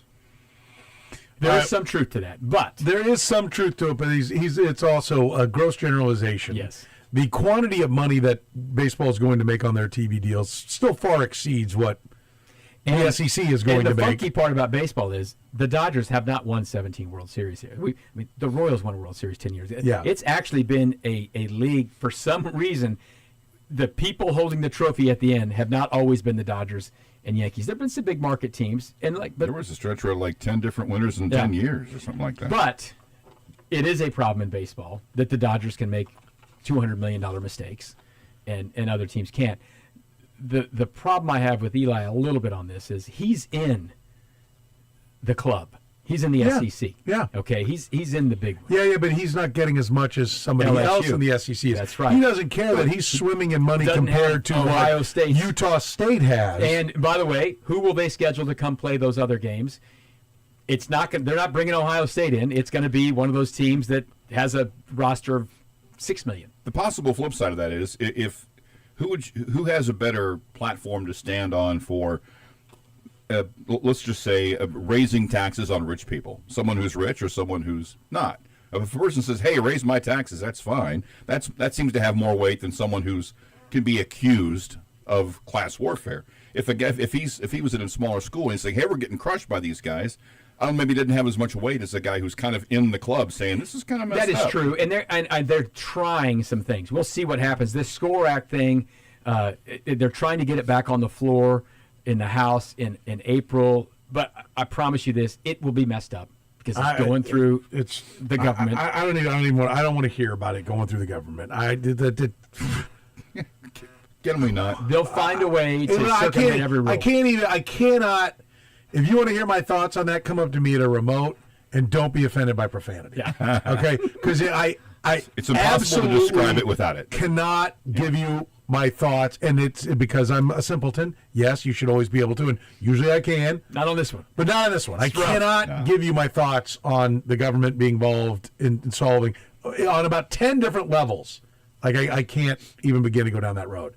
So sometimes profanity is necessary to adequately describe the situation. It's 100%, and it's just no. I mean, I can't. You have the dump button right there. Say something and dump yourself. Can we not? Like I said, you think everything works? I think that. I think that one works. Let's try it. I'm not. No, let's not. For the stream, let's go. I'm not you, Todd. I never slip. No, but listen, what's frustrating, like, I don't disagree with what he's saying. Yes. I disagree with him taking shots at baseball. Like, that's where he loses his effectiveness, because that's such a generalization of where Major League Baseball is. Yeah, and right? by the way, you know what baseball has been growing. Well, but you know what baseball doesn't have? Like 30% of their, quote, revenue as charity.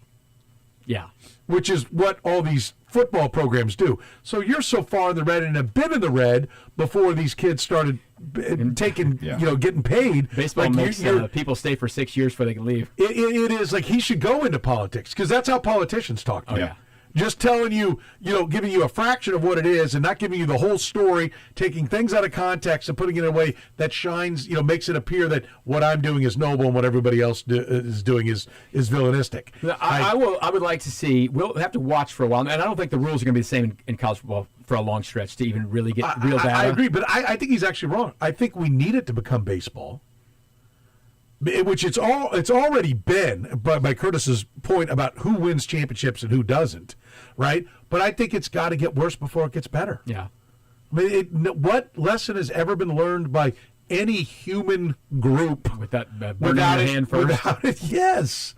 What did we do? We were like, we're not there yet, but this is going to be rough. So let's fix it before we get there. We have a tragedy. Said the human race, never.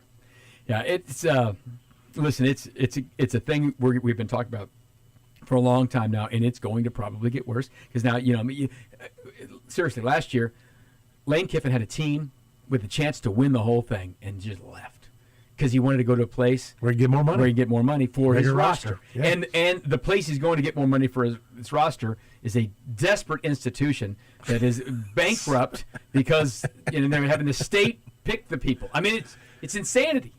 It is. But why is it crazy? Because it just means more.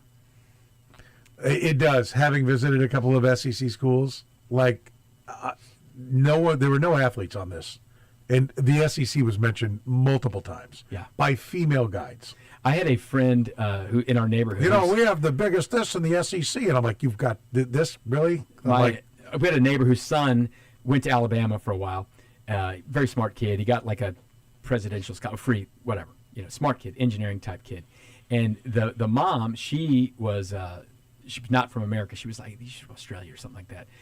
But she was married to an American guy and whatever. And she doesn't give a rip about football. Not her thing. They were down there in Alabama. She said if one more person would have said to me something about Nick Saban and the football stadium, she was going to pull her hair out because she was looking for a place for a kid to go to school. But that's not what everyone's doing. Most people are looking for a place to go enjoy the college experience. Look, my daughter's an excellent student. And the schools that I have scheduled to look at are based upon, I'm doing the scrolling. And my phone, oh, look at that. Oh, look at that game day experience. Look at that. Scrolling. Sorority life, football games, basketball games, all of it. The last 4 years that I can have fun and make mistakes. Without it really being costly. 6. 4 years. Go 5 or 6. Well, why not? All right, we'll take a break. Little Todd Talks. Some of the radio stations we found. Well, I forgot we talked about this. We'll get there. Doesn't take long. It doesn't take long. We'll do it next here in the program. The program with Soren Petro. Let me see if I can jump into the middle of a three-way and make that happen. Weekdays from 2 to 6 on Sports Radio 810 WHB. All right, listen, concrete season's underway. Asphalt paving is getting going right now. Call Gann Asphalt and Concrete right now to get your bid and secure your spot before the big April rush. From parking lots to curbs, signage, striping, they handle it all. They handle asphalt and concrete work with quality that you can trust. Get your bid started today at GannAsphalt.com. Experienced crews, right? Like I said, they do every kind of work, whether it's repaving a parking lot, crack filling, seal coating, or full asphalt installation. They have the most experienced crews, and they've been solving these issues for more than 30 years. One contractor, all things parking lot. Gann Asphalt and Concrete. Like I said, go to GannAsphalt.com. And did you know that they're hiring? They're looking for experienced asphalt and concrete paving foremen, operators, and laborers. If you're looking for a trusted company who offers top-of-the-market pay, company-provided insurance, paid time off, and many more benefits, then go to GannAsphalt.com/careers. That's GannAsphalt.com/careers. You can find out more about having a career with Gann Asphalt and Concrete. The Kansas City's best is Gann Asphalt and Concrete. One contractor, all things parking lots. Hey guys, it's Todd Lebo here for FanDuel, and they got great things going on right now. They're dropping bonus bets into everyone's account for the tournament.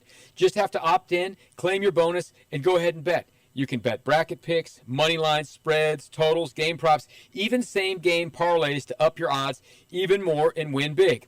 But don't wait. The bonus bets aren't going to be there forever. They're limited time only. Claim them right now at your FanDuel app. If you haven't downloaded it yet, get it downloaded, FanDuel.com/local. But this is for everyone, whether you're new or existing customer like I am.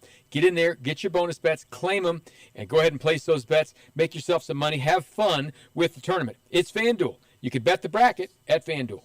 21 plus and present in Missouri. Bonus issued as non-withdrawable bonus bets which expire 7 days after receipt. Max bonus $500 unless otherwise specified. Restrictions apply. See terms at sportsbook.fanduel.com. Gambling problem? Call 1-800-GAMBLER. Hey folks, Jason Horowitz here with an NCAA tournament schedule preview. March Madness continues tonight with First Four action from Dayton, including the first big dance appearance by the SMU Mustangs since 2017, as they face Miami of Ohio in the tournament for the first time in 19 years. Then it's wall-to-wall action with great matchups from across the country on Thursday and Friday. Stay tuned for Westwood One's exclusive coverage of the men's and women's NCAA tournaments right here. Need parts fast? Need them now? O'Reilly.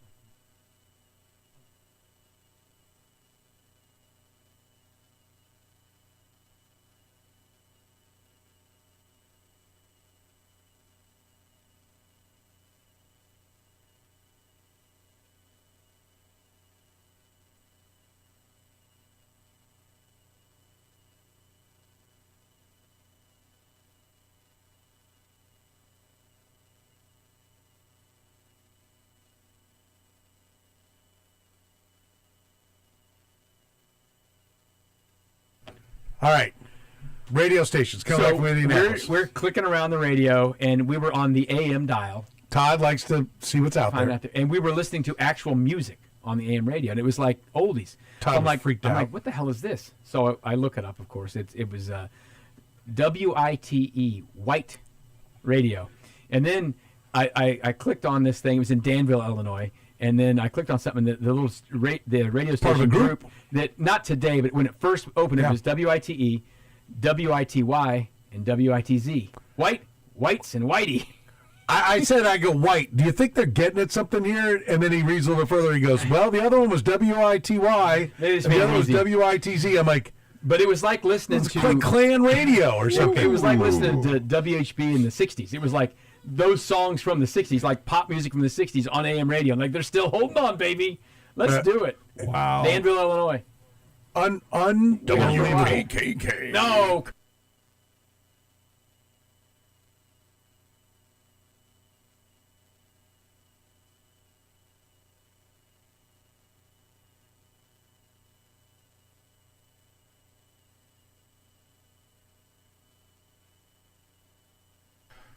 All right, how many coaches have led 5 different programs to the NCAA tournament? Brought to you by La Feta Delicatessen.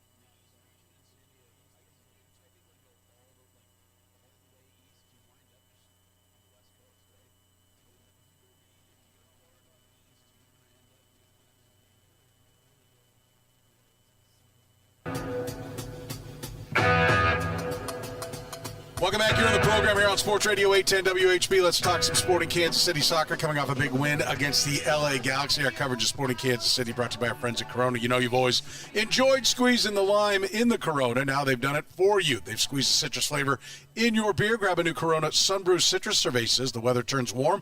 It's the perfect beverage for the adult out there. Bold citrus flavors with traditional Mexican beer. You can find it wherever you find your Coronas. Let's welcome the head coach of Sporting Kansas City. Rafa Wicki joins us here in the program. Coach, how are you? Hi, Soren. I'm good. Thanks for having me. I'm good. Yeah, it's the second time I've talked to you, but I'm like, I've heard you called Rafa, and I see Raphael, as well. Which do you prefer? So I make sure I'm treading down the right path. Yeah, you're okay with Rafa. Rafa. Okay. Okay. Just want to make sure. And I assume you're okay with the result against LA. I mean, that was quite a match. First of all, how good was it to get that first win as the head coach of Sporting Kansas City? Yeah, I mean, if we're not happy or when we're not happy, when we win, then something is wrong, right? Now, obviously, winning doesn't always mean that everything is great, and losing doesn't mean that everything is bad. So that's a little bit the eye of the coach, right? We always have to evaluate not only the result, but of course, very, very happy with the result, with having the first win. But overall, I think what makes me most happy is the performance of the team, is like the togetherness of the team, is the way the team grows together and just works together in all phases of the game, I think. And that is the base. That is something we try to start from day one, like building a culture where everyone just works hard for each other, and I think we're on a good track, not only because of the win. I think this is what we saw through the whole preseason and through these games, that we want to be a team that works together, and I think that has been excellent from day one. You mentioned, I guess the term I'd use, process over results, right? When you say a win doesn't mean everything was right, and a loss doesn't mean everything was wrong, right? Like, there are processes in the way you want to play. Certainly getting good chances is a big part of the equation. I think you managed to do it, but let's back up. I don't think you get to where you are unless your goalkeeper is kind of standing on his head, right? Like, let's talk about what you saw out of Polskamp. Maybe he let a rebound out there, but he scrambled and got it. But overall, I mean, he looked pretty quick and kick saves, and like he was everything I think you could ask for, in that match. Yeah, definitely. I mean, you said it all. I mean, John has been great for us. We're very, very happy with John, very happy with the other goalkeepers, Stephen Cleveland and the young goalkeepers. But yeah, I think that's what you need. That's what every team needs, right? Every team needs good goalkeepers because that's part of the game, that it's normal that the other team creates chances as well. And that's where then when you have good goalkeepers, they keep you in the game. And I think, in this particular game away from home, which is anyway difficult always, he was there for us again, and very happy with him. And I think in general, he has a good personality. He has this leader personality, and also he's a young goalkeeper who wants to improve as well. So very happy with him. Your defense was under duress early, right before you guys grabbed the lead. And he came up with a great save. Everyone's going to remember that back and forth volley. I know it ended up in a goal, and your defender almost stopped with a kick as well for like a third stop. But he deflects one. One hits the post as he's laying out, then he deflects another one into the top goal post, and then finally one gets through. But that's what everyone's going to remember, just him bouncing back up and doing that. But he came through big early as well, and your defense came through. I mean, you were under pressure, and there were some nice plays with the defense in front of him, and that's been a problem for this club the last couple of years. Where do you think your defense is out in front of Polskamp as far as their evolution into being what you'd like? I think in general we're in a good track. I don't think that conceding goals is a problem from the defense. I think conceding goals is usually a problem from the whole team. And that starts up front, where Dejan is our first defender, and I think he does a really good job with Manu and the guys behind him. It's the same when you score goals. I don't think it's just because of the striker. It's usually a product of more of the team, and we're trying to defend as a team, and I think we're doing that in a pretty interesting way so far. I think a lot of chances we give up in the last games, or a lot of them, are actually because we lose sometimes balls in dangerous areas, which then translates into chances. But overall, I think our shape has been interesting. Like I said in the beginning, I think it's normal that the other team creates chances. That's football. If you watch a Premier League game or a Champions League game, it's very rarely that one team has 10 chances and the other team has 0 chances. That's just not how it is. It's normal that every team tries to create. So our defensive structure, our defensive commitment as a team has been good so far. But yeah, it's never perfect, and we have to keep working. And again, I think you mentioned we were under pressure, but yeah, I mean, we're playing away from home against a very good team, who is very good with the ball. And to be fair, in second half before they score, I think for a long period, yes, we were defending compact, but there wasn't much they had, to be honest. So I think overall, we can always do better, but overall we're in a good path. I want to be clear. I'm saving the best for last, so I'm gonna pick it. Something again. Just cover the things that because I thought it was a great statement that you made about doesn't mean everything's right. Turnovers, right? That's where the defense starts. It starts really with your offense not turning the ball over, and that was something that kind of put the defense on the back foot, right? There were a few too many turnovers early on in the match. Correct. That is something we deal with since a few games now. And that's part of the process where we just have to make better decisions in certain moments, because yes, we don't just want to play every ball long. So we want to play. We said that from the beginning, but there's certain areas where you just have to play very, very simple and make good decisions. And I think that's where, even in the last game against San Diego as well, even though they were a very good team, we gave some balls away, which then cost chances, or even Columbus. So that's something we have to get better. And we're working on it, and it's decision-making in certain areas to not turn over these easy balls, which then goes into chances. Rafa Wicki is with us. He is the head coach of Sporting Kansas City. And Rafa, let's talk about the positives. You got one hell of a striker up top. I mean, he not only scored a goal, but also Joveljic is the one that really kind of created the openness for the second goal as well, just the attention that he draws. Just what can you say about the performance that he had? He had another opportunity that, a great save by your opposing goalie kept him from getting on the score sheet earlier.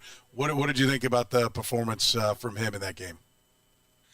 Yeah, I mean, Dejan is very important for us. The whole team knows that Dejan is the guy in the box and the guy who scores goals. Now, of course, as a head coach, I want more players to be dangerous. I want more players to be able to score goals and to create something. But when we talk about Dejan, he is just one of the best strikers in the box, in and around the box. When the balls are there, he is really, really calm, and he's a very calm and strong finish. And yeah, he is very important for us. Also with his work ethic, the way he works. That's why also is part of the reason why I made him captain of this team, because I think even he's not a loud leader, but he is a leader of example and his work ethic. So yeah, happy there. We just got to keep working. And again, you mentioned the second goal where he lets the ball through, but the second goal starts with a very good collective press where we win the ball, and from that win of the ball we go in transition to attack, and Deki's also involved in there. So yeah, a nice team goal with a beautiful finish from Lasse, but Deki is very important to us. Yeah. To your point on that, I think when you talk about the transition, it was Joveljic's pass out front that really put the defense under pressure, right? I mean, it was him giving up the ball, and then again, he's the number one guy. He could fire on that ball that's sent over to him, and it's an unselfish play. He recognizes, feels the defense. I mean, that's not something you coach, right? That's just great soccer instincts, and he, because like I said, he could be selfish and fire it up and take a shot himself, and he's good enough. He might have blasted one in, but he recognizes the moment, draws the defense, and is unselfish really twice. One, to give it up. And maybe I'm giving him too much credit on being unselfish there, because he knows he's got a chance to get it back if he gets down to the box. But a great pass to get it started, and then that play to help his teammates. I mean, I think that speaks to just the overall soccer IQ, for lack of a better word, that he carries. Correct. I mean, I asked him actually today when we had film with the team if they spoke to each other, if Lasse Berg told him something, or if he just saw him, and he saw him behind him, so he saw that the guy is probably better placed than himself, and that is not something we coach or I coach. To be fair, that was his IQ, that was his football IQ, where he saw the guys better in a better position and leaves the ball. And that's part of his quality probably too. Is that something you want a guy hollering, "I'm here," or do you want him to keep his mouth shut and you got to count on the player to see it because you're alerting the defense that you're there as well if you make a call that, hey, I'm back here, right? Like how do you want, or is it, hey, the guys know how to play, the chemistry will develop, they'll figure that out? It's both. I think connection is really important. As more as you play together and train together, as more chemistry you have. But then it's also communicating, right? I mean, Dejan saw another players behind him, but it's also communicating from the guy behind him. Hey, I'm there. And then it's obviously the decision from the front guy, whatever he does. But I think it's both. Is it important, you get this win, you're now right back in the mix of things. I mean, it was early. I'm not saying that you were out of it without this win, but it's been a rough couple of years, right? I think it's important to try to be as effective early as you can. But is it important for Joveljic as well, right? I mean, you've got such a premium talent. Is it important to show that the organization is putting the pieces around him? I mean, you don't play at the level he plays at without being an immense competitor. So is it important? I know it's important for the organization as a whole. It's important for the business of soccer and all that, but is it important for the long-term future of Joveljic with this club? I think it's important for everyone, but it's also important that I think Dejan knows where we are and where the club is. That it's a big transition which started happening last year probably, and then went into winter 2025 with a new sporting with David Lee coming in, with a head coach now, with a lot of pieces open. So Dejan knows that our roster is obviously not complete yet, far from not complete. He knows there will be a lot of other pieces coming in the next couple of months probably. So I think that's also important for him to know. But at the same time, of course, we're starting the season.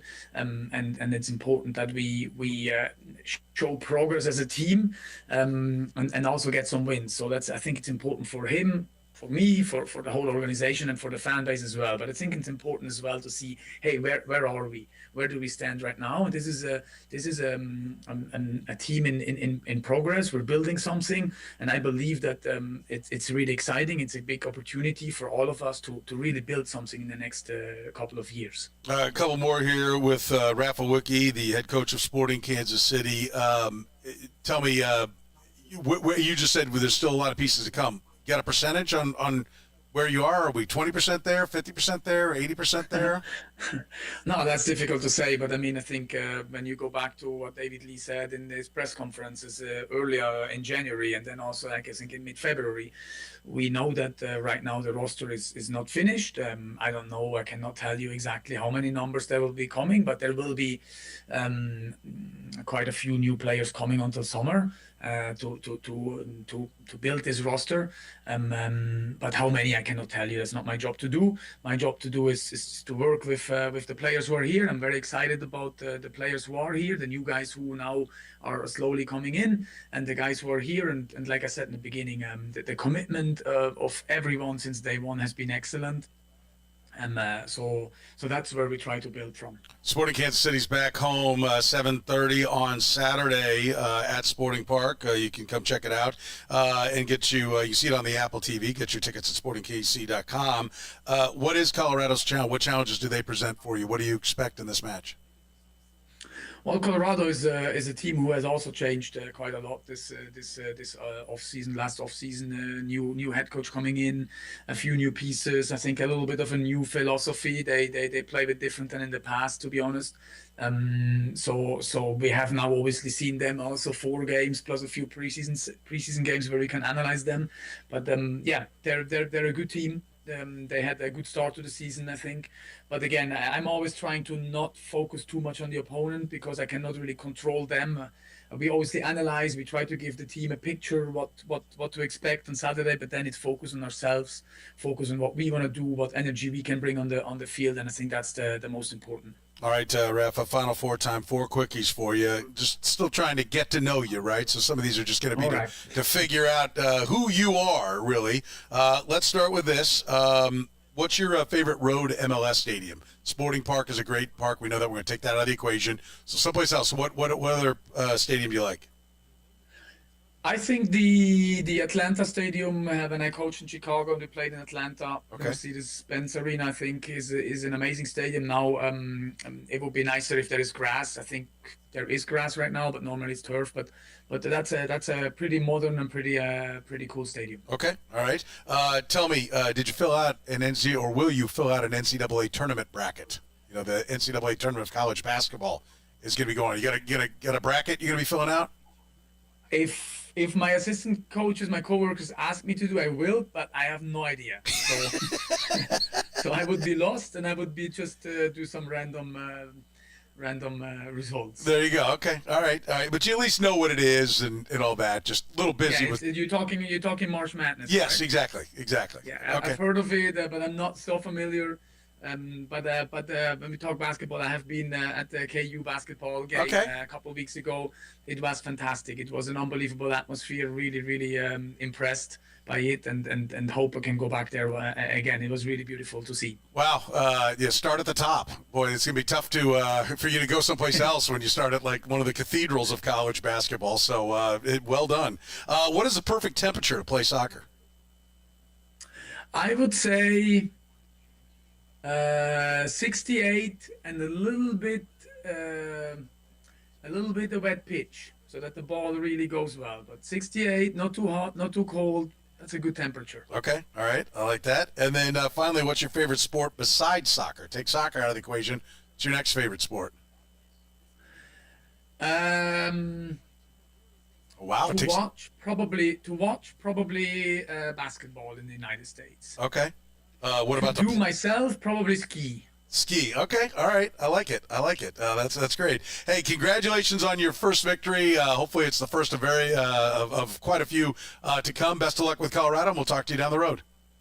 Thank you, guys. Thank you, Soren. The program with Soren Petro. I'm not that bright. You know, I mean, I get it done at work, but it's kind of a simple gig. Weekdays from 2 to 6 on Sports Radio 810 WHB. All right, listen up. Soren Petro here. You ever had problems with your plumbing? I have. You know what? I tried to fix one once. Yeah, I thought a toilet, I could do this. About 5, 6, 7, it was 6 trips, I think it was, to the hardware store. I finally, I think, got my toilet fixed. But, same problem, reared its ugly head a couple of months later. That's why I don't mess with plumbing. Sewer, septic, drain installation, and repair, I let the experts handle it. I let the pros, the plumbing pro, the guys to know, are the Plumbing Pro. They handle every kind of plumbing problem you might have. Listen, you can spend all afternoon on something that they can get done in a few minutes, or maybe it's something that's even worse. Listen, if it doesn't flush, if you can't shower, if you can't do a load of laundry, or even worse, you got roots going into those lines coming in to the house from the street, you need the experts. The one to know is the Plumbing Pro. That's who I called. You can find them online at theplumbingpro.com or call 816-763-8200. Listen, they are local right here in Kansas City. I mentioned it. They raise their kids here. This is where they coach. Steve's a coach here in town. He's the head of Plumbing Pro. It's where he eats lunch. I ran into him just last week when I was having lunch. It's great to know that these are local guys. There are a lot of companies out there that have a name that's been around for a long time, but you know that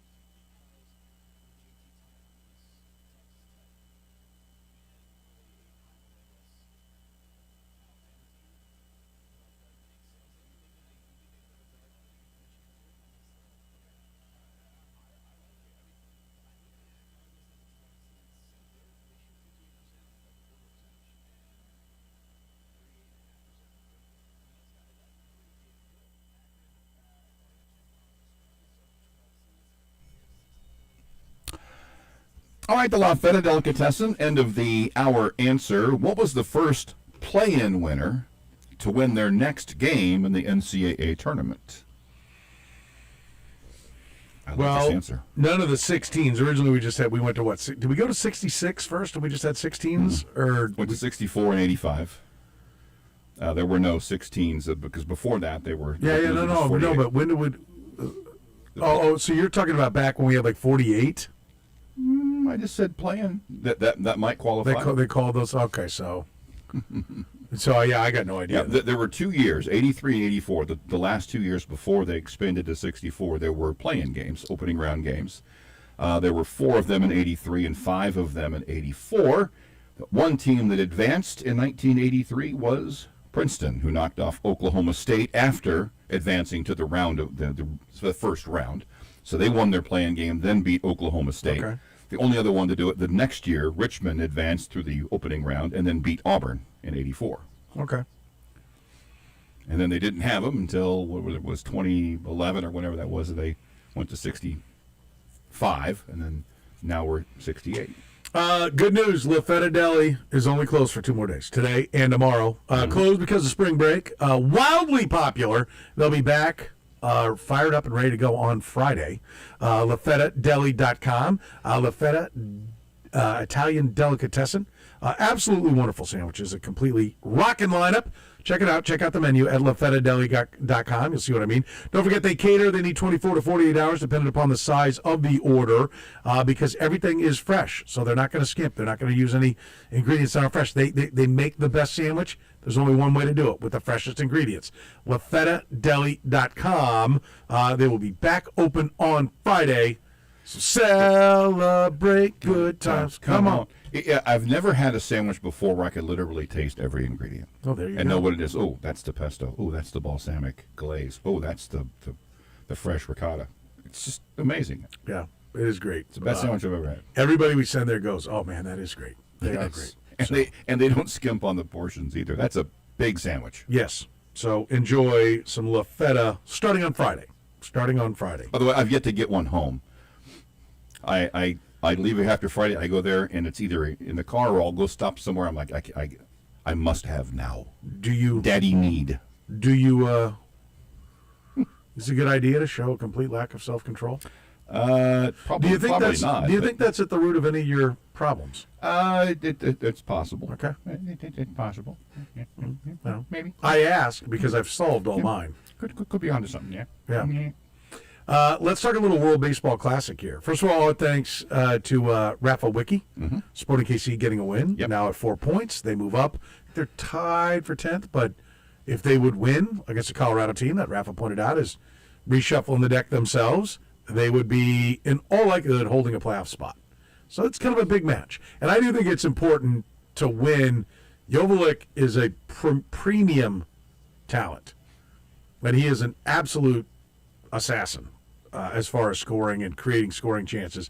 He was really the reason, he's probably even more it's a one-man move where he cut back, moved inside, and then saw the angle and struck for the first goal. But the second goal, where he sets up the downfield pass, or he makes the downfield pass, and then it's him stepping over the ball that brings all the defenders, that creates the wide open lane for the goal. I mean, he's outstanding, and I think it's important for them to show that they're going in the right direction. That was an important win for them, because I think that's the kind of guy who's good enough to be like, you get me out of here. Yeah, and you're gonna have to acquiesce, and he'll bring a lot. He'll bring a lot, but. Yeah, we'll see what happens. He's tremendous talent. In fact, he may be the very best player that's ever played for Sporting Kansas City. Wow. So if you want to watch greatness, go on out there on Saturday. Joveljic is absolutely fantastic. And Manu Garcia is great working with him. So it's a lot of fun to watch right now. Playing better defense. Pulse camp, literally, I mean, it was the closest thing to an NHL goalie standing on his head type of moment with the shooting gallery saves that he was making, kick saves and. Yeah. They were beaten as far as the statistics that lead up to the score. I think the projected goals were 2 for LA and 0.4 for Sporting, but That's not how it's scored. Nope. And they did a lot of things right. There's a lot to like, but I did enjoy Rafa saying, well, just because you win doesn't mean everything's right, and when you lose doesn't mean everything's wrong. Mm-hmm. And I agree. And I think process over results. There was some good process there, but there's still a lot of process to work on. So we'll see where they go from there. I do want to talk about the World Baseball Classic. First of all, I smile and have great pride with this because do you remember the first time we talked World Baseball Classic? Like you and I. Well, I think you were 99. weren't you in the conversation? Might have been. We did this as a topic when I worked with Don Fortune. Oh, I probably did. And we called it. I would have been there. I said we need a World Cup of baseball. Yeah, I remember that. And I took the time to draw out what the teams would be for like the Dominican and Puerto Rico. I didn't think they'd have like Czechia and Italy but I just took the baseball playing countries and I said, okay, here's the Puerto Rican team, here's the Dominican team, here's the Venezuelan team, the U.S. team, the Canadian team, because there were guys, enough guys from Canada, Larry Walker and Canadian guys that were a part of it. But it's gotten. It probably didn't take off with as much fervor as I thought it would have, but it's on a fast track to being really, really important. Like you tell me, you think Bryce Harper's not going to hear crap in his clubhouse about not winning? You think that there are going to be some crap talk from Michael and Luinder Avila and Salvador Perez for the fellas when it comes, in the clubhouse? Hey, Bobby, remember. Yeah. Remember who hold the trophy. That's a terrible. Yeah, he's going to walk in with his gold medal around his. Yeah. That's right. He should. All of them should. Look at Bob, because when you walk in to that clubhouse, he's got Vinny Pasquantino to his immediate left and Bobby Witt Jr. to his immediate right as he walks to his locker in the other corner. Well, but Vinny didn't go any further. Oh, Salvi. Yeah, I'm sorry. I thought Salvi, go. Hey, Vinny, look at this. Hey, Bob, look at this. See this here? Thank you, my friend. I like that. I like it a lot. I don't remember being really into it in 23. I kind of started getting around to it. I was surprised by how thoroughly engrossed I was in the games this past week, and I don't really know why. I'll tell you why, because there were a bunch of Royals in it. Yeah, that's a pretty direct. It's not a mystery. Yeah, that's true. They had what did they have? Just Brady Singer, Bobby Witt, and I'm sure Salvi probably played for Venezuela. I don't remember anything, barely played. but I don't know if they did. But Bobby and Brady Singer barely got in, and it dragged. And like my hope is that this features tons of Royals for years to come because it's a national all-star team that's there, and so if it does, it's going to keep dragging you in. But my hope is that draws you in. And then you catch the bug. Like, I'm going to watch the NCAA tournament, and Syracuse is yet again nowhere to be found. But I'm having people over, and I'm all fired up for the NCAA tournament. Yep. It was, I'm sure, rooting for my team that draws you in. But once you get in and understand the richness of it, the wealth of experiences that are going on out there, just the great entertainment, I think you stay for the rest of the show, even if you ain't got one of the guys dancing. Yeah, and Vinny and Bobby and Michael Garcia, or Michael, we've now figured out it is Michael Garcia. I believe that's what he said. Michael Garcia. I thought it was like, instead of it being Michael, Michael. It's Michael. Yeah. So, but, it's not Michael, like M-I-C-H-A-E. Right. There's a Spanish pronunciation. Michael. And only because I have a child majoring in Spanish do I know how bad mine is. Because, if you are a parent of a college student, you now are aware of how you know nothing. So it's Michael. And they know everything. Michael. Is that right? That close? Well, I just heard it was like, it went from, it's not Michael. Yeah. It's Michael. Yeah, Michael. So you'd say Michael. I don't know. You stress the first I know. Try out the I know it's good to me. I know when someone's not a linguistic dunce like I am, or they speak quality Spanish. It does not sound like me saying my nephew's name, Michael. Right. Okay? Yeah. But it sounds more like that than Michael did. Yes. Somewhere but there's still a wonderful flair. Yes. That I cannot get to. I probably can't either.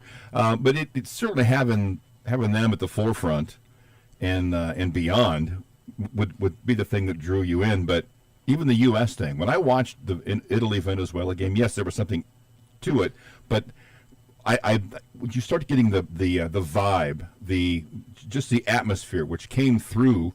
By the way, the Fox crew was fantastic. Joe Davis and John Smoltz.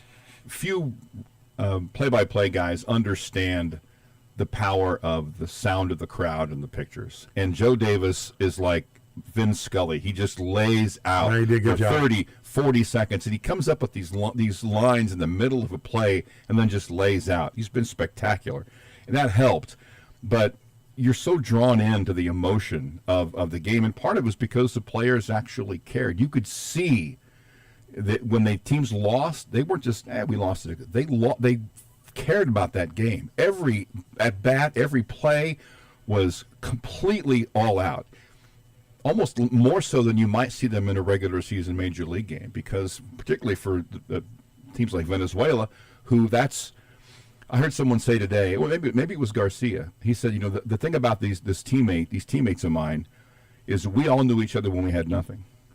And now we all know each other when we have something. Because there's a bond there that maybe doesn't exist with a lot of the players from maybe the U.S. team who don't quite have that. And when the post game last night, maybe I'm just an old softy, but I really got into the feels. You're watching their reaction when they're on the podium, and when they're singing the anthem, and you see guys with tears in their eyes, and then Salvi's screaming that anthem out loud, and the reactions, and what a huge event that was for them. And it was like an emotional reaction watching it. You couldn't help but get caught up in it. That's how it was for Japan last year.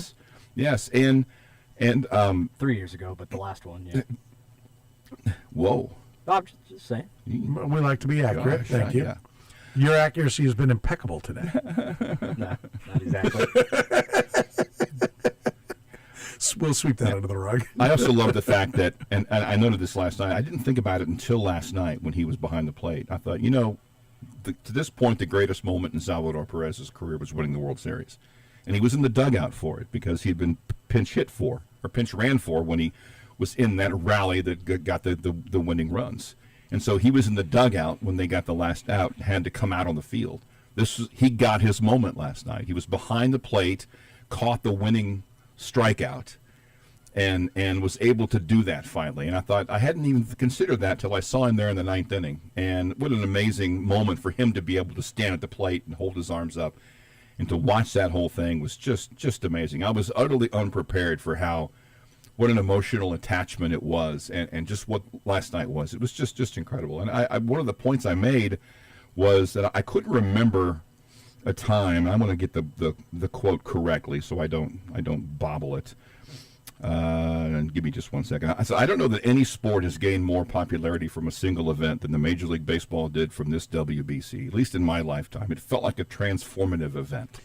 And maybe that was just an emotional reaction, but that's how it felt. I was like, I don't remember going into a regular season with this kind of a feeling about baseball. I think you're not late to the party. You've arrived because the Royals are there. It was like this. I mean, we talked about it when Ichiro. I was thinking I've heard him playing the Ichiro sound on their bracket of sound today. When Ohtani addressed his team in the locker room before they played the U.S. in the championship game 3 years ago, it was chill, give you chills. Yeah. I mean, he was speaking a different language, but as they gave you could see the emotion. You could see the guys just literally glued to him, and he was explaining why. And one of the things he said is, he goes, I know these guys are our heroes, but they're not our heroes today. Oh. Today, they're who we have to beat. That's just awesome. And let's go out, let's get it done. I mean, it was great. And so I think the theater has been there.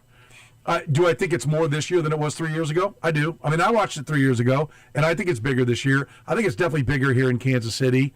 And I think the longer the U.S. goes without winning it, the bigger it becomes for America in general. Yeah. Well, it's like, well, we got to win this. Like, you're not the big dog. Like Venezuela. I mean, and look at the global goings-ons on the world today. Don't forget about that. Like, you think that didn't mean something to those guys? A little bit. Like, I mean, it and that's part of the Olympics too. That's part of the story of the Olympics when. A boxer matches off against, it's two countries that have gone to war and they're going to box. Like Miracle on Ice. How much of that was because of the political climate? At least half of it was. And no one celebrated the win over Finland. Everyone remembers the win over Russia. Yeah, well, they did. But when they got down against Finland. But when you say Miracle on Ice, no one thinks about Finland. They think about the game against Russia because of what was going on. They do, and they took care of business to not squander it and beat Finland. But the game that they supposedly could not win was against the Soviets, and that was huge. But I think it is a great event. I mean, I think it can be better. I kind of dig the idea of let's do pool play in spring training, and let's bring back the tournament. But I don't know. I don't know. That sounded good to me for like the quality of baseball and being like, okay, so then you only need like 3 starting pitchers because you're just going to go, you're 8-4-2. You're 3 games. So you only need 3 starters. So that means you're going to load up on relievers, and you can have a reliever fest. Or you don't even need a starter. Just power up your – like I think we want real baseball. So I'm now of the opinion like every 3 years or every 4, however often you're going to settle on do every 5. I don't care, whatever you decide. But we need to take that break in the Major League Baseball season and do it all. Because I do think if we want it to be like real baseball, you need pool play to be immediately followed by – the single elimination, so you can't just go at it with a couple of starting pitchers. Yeah, and that's what you do if you break it up. I mean, you really could just go all relievers through pool play almost, and because they take a day off a lot of times, you're not playing every single day. I mean, I think you need to decide what you want. You'd probably still have a couple of starters, but you would have no problem yanking a guy after 3. Well, we're not playing tomorrow, and then we play, and then we don't play again, and then we don't play for 2 days, and then we play, and then we're not playing again until All-Star break. Okay, you can set your roster differently. That's something to kick around. It's still going to have the national pride that the Olympics have and that the World Cup has. And I'll state again what I said going into this thing, and what I said when I erroneously thought Bryce Harper made his statement after they lost to. Well, no, they didn't lose. When they lost to Italy. And he'd actually said it beforehand, but I think he's completely wrong that the Olympics are a bigger deal. They're not. I said maybe they are to the United States, but for the rest of the teams in the tournament, I think this is a bigger deal than the Olympics. Yep. It's only 6 teams that are going to be in the Olympics, and this is trying to be completely world inclusive the way the World Cup is. And I think you saw what it meant to at least all the countries around there, and maybe that's going to be the difference for a while until it means more to the U.S. They're the most talented team. They have the biggest pool of players. There's no doubt about it. As great as the Dominican is and Venezuela, and their quantity, their depth is not the same. No. Right? Every American player is a frontline guy for a Major League Baseball team. There are guys who are not playing in the big leagues that are playing for all the other teams. Yeah. And so, one guy was an electrician. Well, let's be honest. For Italy, for the Czech team. Yeah. He went back to he shut out Japan for 4.5 innings and went back to being an electrician. Yeah, I this is a matter of want to right now. These other countries want more. There's no excuse from a talent standpoint. The Americans have more talent. It'd help if the manager knows the rules, which he didn't, and put them in jeopardy. But they got by. And then I heard a lot of people like, oh, how about the way he atoned for? No, he didn't. Nothing will atone for that. No. He got away with it. You do not atone for it. You got away with it. Yeah. You still dunced it. Because if Italy doesn't put it on them and that game goes differently, then you ain't there and you have left to explain. And just the reaction of those players, you could tell it meant so much to them. And I can't imagine that it meant as much to the U.S. players as it did the reactions you were seeing from the players during the game, after the game. I mean, it was the world to them. Literally. It's been a tougher road, I would venture to say, for every Venezuelan player than almost every, if not every single American player. So I think all the successes are beyond their dreams. Yep. The Garcia quote that I mentioned earlier: we all worked together when we had nothing, and now we're together when we have something. And rarely do I hear something from a player that I think is truly profound away from just the playing of the game, and that really hit. What's also notable is that when I posted that thing I just read, I had about 100 people respond, and about 95% of them said something similar to this. Gained tremendous popularity, blank on it with labor strife, rinse, repeat, MLB. Yeah, probably. Yeah. Now they're just gonna now let's do this. Now they're just gonna blow it. Come back next year and it's gonna be crap. Because the most recent one, literally 30 seconds ago. Just have to hope they don't throw it all away with a labor stoppage in 27. I mean, that's all anybody wanted to respond to that moment last night was, they're going to screw this up now. It's a problem. It is a problem. It's a problem. It's such massive. I mean, hockey kind of had a similar situation, didn't they? They were going into didn't they have something like the Olympics? It seemed like I remember right something. Maybe. And they went right into a work stoppage. You're like, how is hockey screwing this up? Well, baseball looks like they're about to do it. I will say this, though. The difference is that the elephant in the room is the inequity of the revenue, and that those fights have been fought and settled to the satisfaction of the players' associations and the leagues long ago in every sport but baseball. And so the fight that should have been had in 94 and 87 or 82 were never had, and were never solved. So, yeah, we'll see if they can get it solved this time. The program with Soren Petro. Hell no. Okay, that answered your question. Weekdays from 2 to 6 on Sports Radio 810 WHB. Kansas City's best when it comes to displaying your sports memorabilia is Art and Frame Warehouse. They're absolute experts. Listen, it's not easy. You go into some sports bars, you see some jerseys, you're like, that looks like hell. It's all wrinkly, and what do? Just hang a hanger in there? Like, what's going on? Not at Art and Frame. You get a perfectly displayed jersey, one that everything's laid out, maybe fold the sleeve just the right way to display that number on the sleeve or the patch on the shoulder. They are experts at framing sports memorabilia. It's where I've taken all of my autographed jerseys, all of my autographed newspapers, all of my autographed photos, all of my sports memorabilia. Baseballs, baseball bats, Olympic torches, medals, they've done it all. Shadow boxes, they do that as well. And protecting your item. Did you know that some people will actually pin down the jerseys to try to make it flat? That's basically tearing a hole in the jersey. That is devaluing the item. Art and Frame, they're experts in sports memorabilia. They understand this is something that's precious to you. So protect it. Send it to the experts, Art and Frame. Look, they buy in bulk. That keeps their costs down. But you get gallery quality. That's right, warehouse prices with gallery quality. That's what's important to me. I want it to look great, and it does. And every piece that they frame comes with a lifetime warranty. They've only had to honor that once.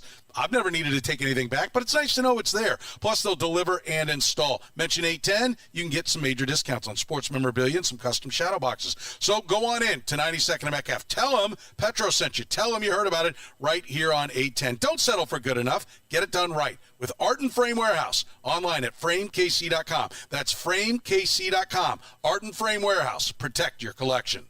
Legendary doesn't happen by chance. It happens because it's what BetMGM does. Sign up for BetMGM using bonus code Bethany and receive up to $1,500 paid back in bonus bets if you don't win your first bet. Get into hockey, basketball, and more of your favorite sports with same-game parlays, live betting, and more. Earn BetMGM rewards points on every bet. Take advantage of offers found nowhere else. And keep an eye out for rewards dropping in your account throughout the year.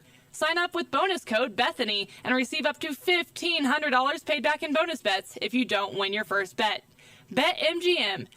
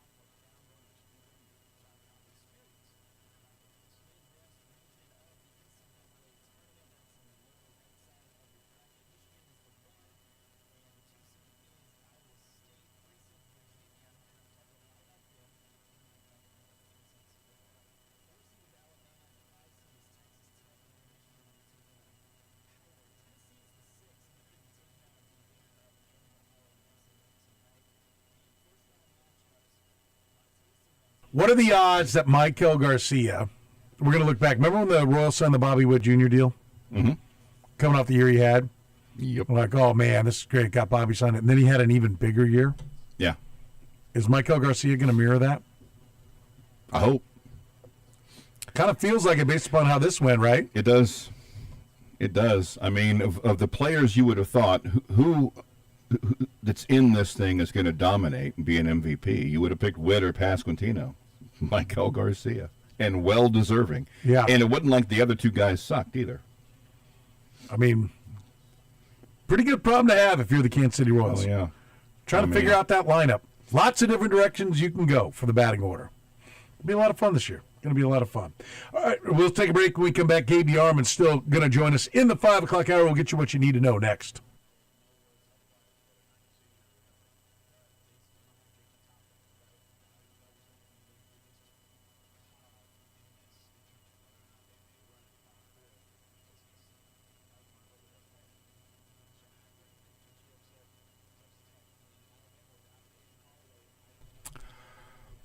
All right, since 1985, what team had the fewest losses that missed the NCAA tournament? Brought to you by La Feta Delicatessen.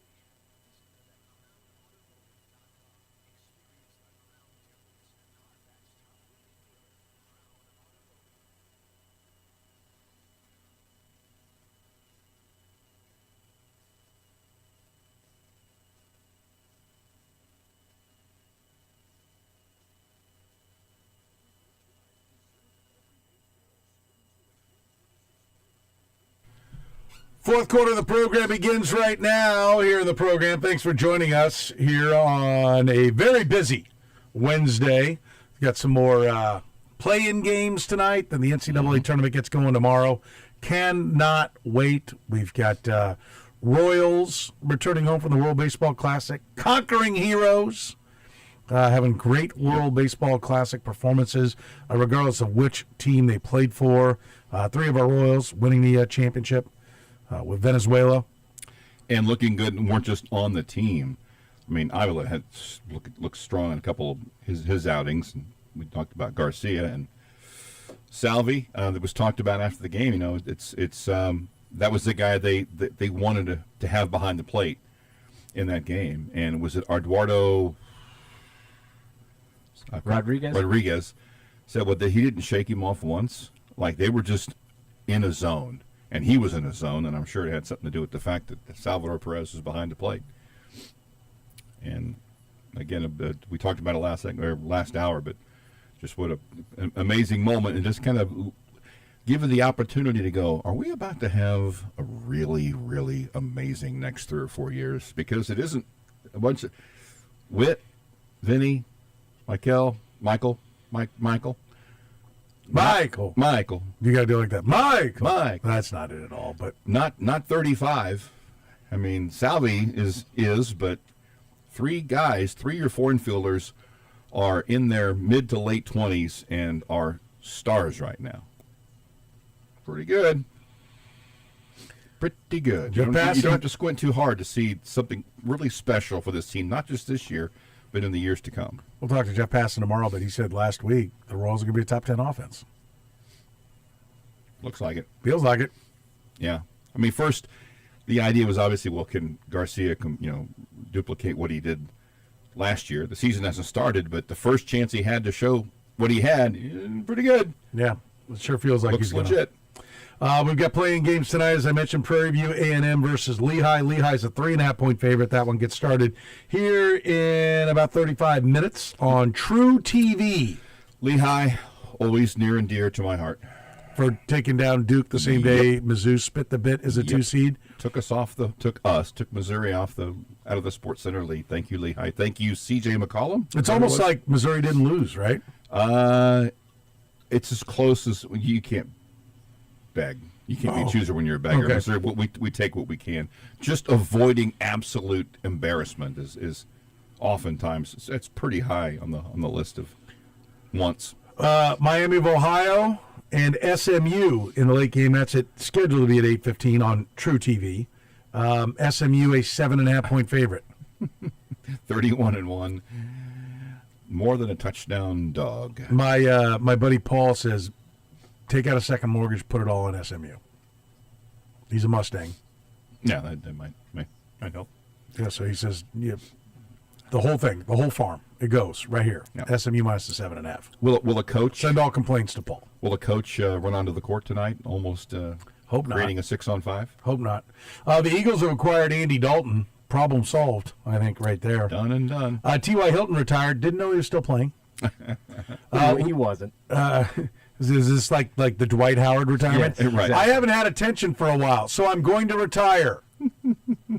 Logan Wilson retired from the NFL. He's only like 31. Yep, that's a trend. And the NFL is laying the groundwork for hiring replacement officials this season if the league is unable to agree on a new collective bargaining agreement with the NFL Referees Association, according to emails reviewed today by ESPN. The proposed approach is similar to what the NFL carried out during the 12 lockout of officials, which extended 110 days and ended after the 3rd week of the regular season. The current CBA is due to expire at the end of May. Like I said, there ain't no difference. Nope. You ain't even going to notice. You're going to bitch and moan. You're going to act like there's a difference. But there ain't no difference. Trust me on that. There ain't no difference at all.